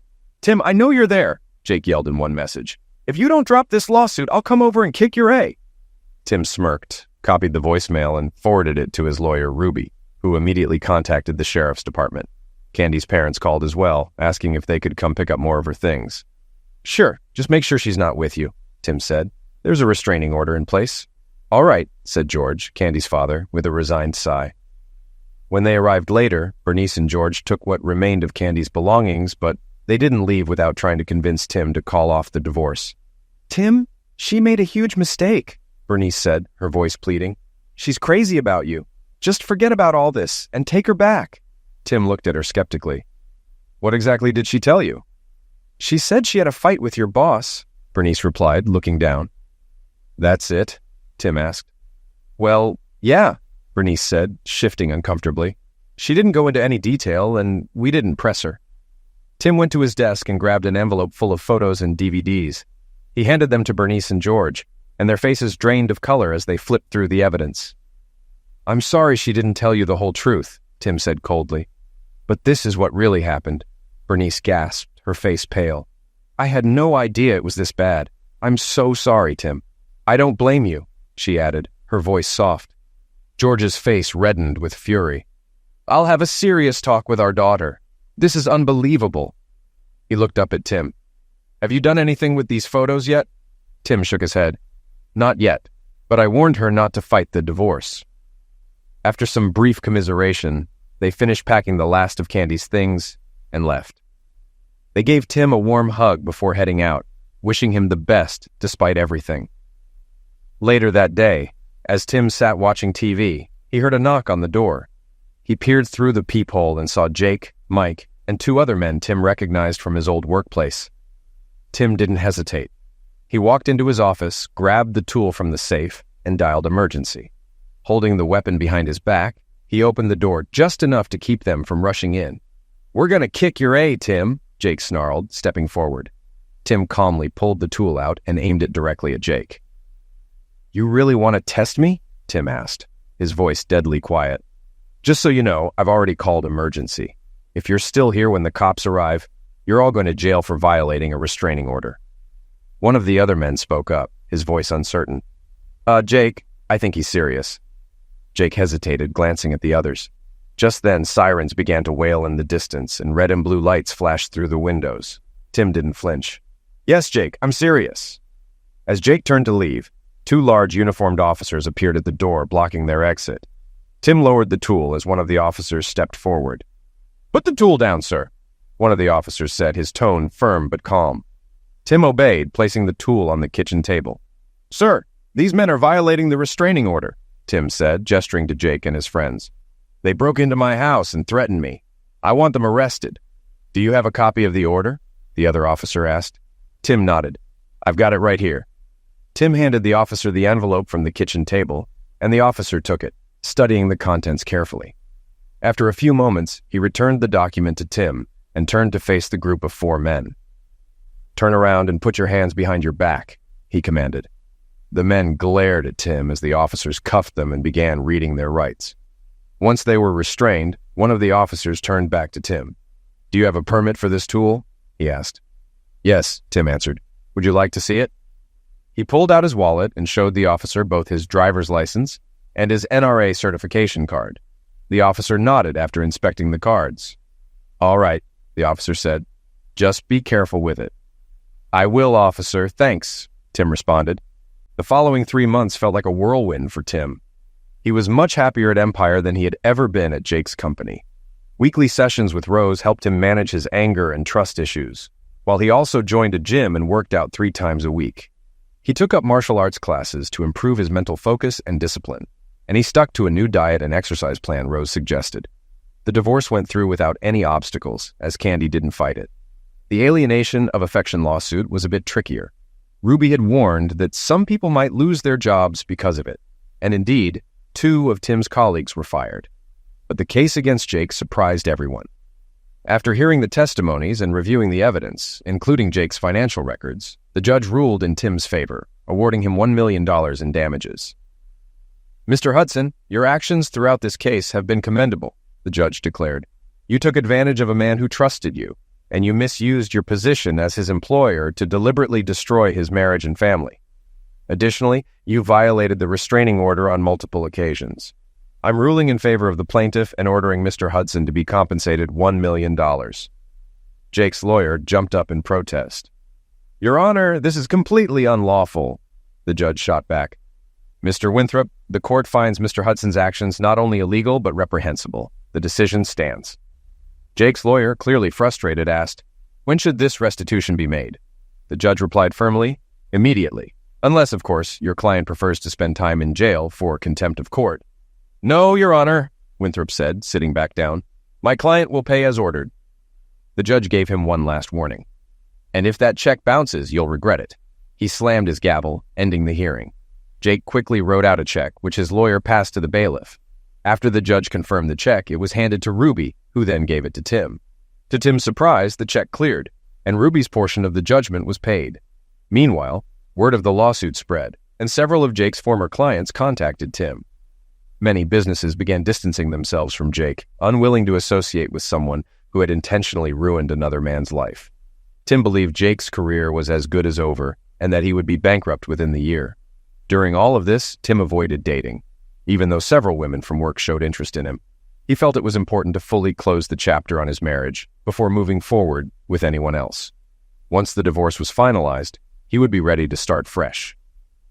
After the divorce was complete, Tim celebrated with friends from work. A few months later, Candy's mother, Bernice, reached out to him.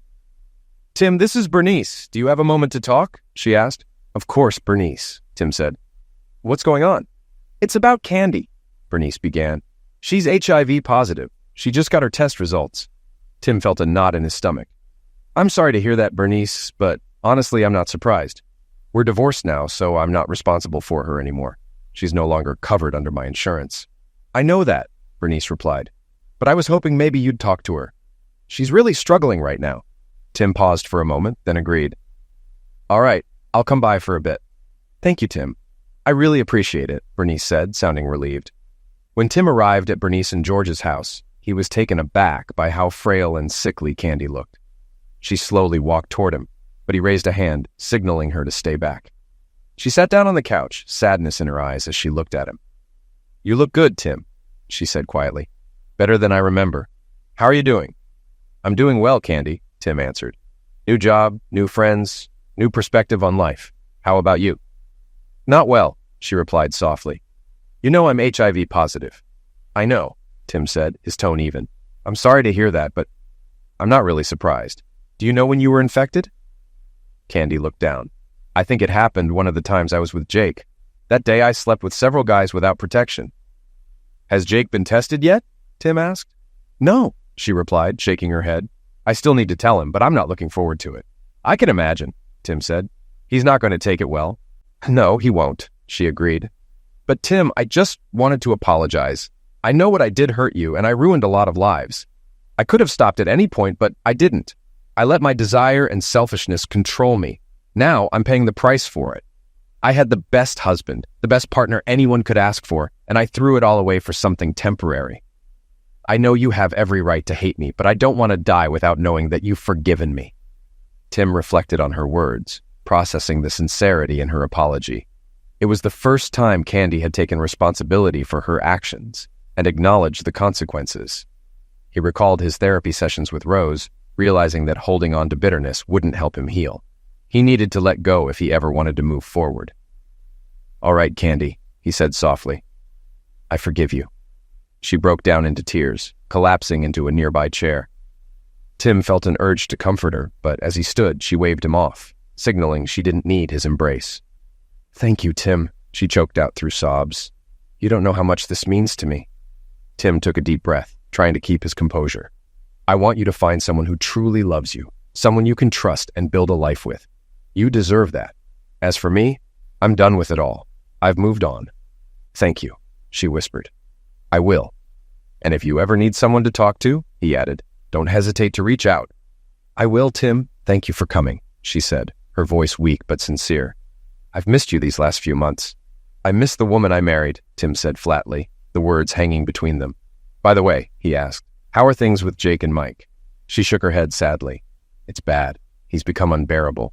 Losing in court really set him off, and his business is falling apart because of it. I noticed, Tim muttered, the anger still fresh in his mind. Has he hurt you? He asked, concerned. Not physically yet, she replied, but his temper is getting worse. If you want me there when you tell him about your diagnosis, I'll come, Tim offered. No, she said, shaking her head.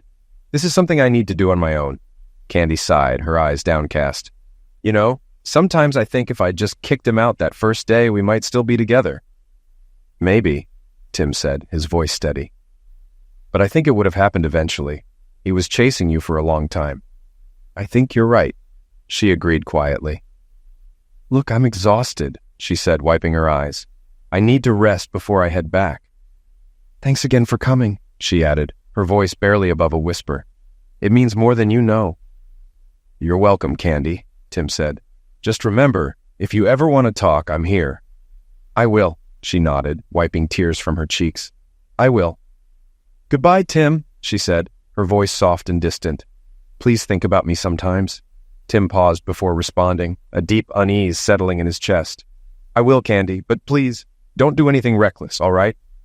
She gave him a faint, weak smile. I won't, she said. Tim stood to leave, but before he could reach the door, Bernice stepped forward and embraced him. Thank you, Tim, she said quietly. This means more to her than you realize. And to me, too, Tim replied, his voice sincere. Take care of her, Tim added, pulling back from the hug. I will, Bernice promised.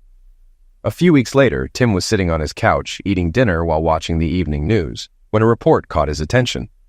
The bodies of local businessman Jacob Hudson, his son, and a woman believed to be his mistress were discovered earlier today in what authorities are calling a double homicide self-destruction. The sufferers were found dead from fire shot wounds. Police are investigating, and more details will be provided as they are released. Tim's heart sank as he processed the news. He had feared it could be her, and now the truth was undeniable.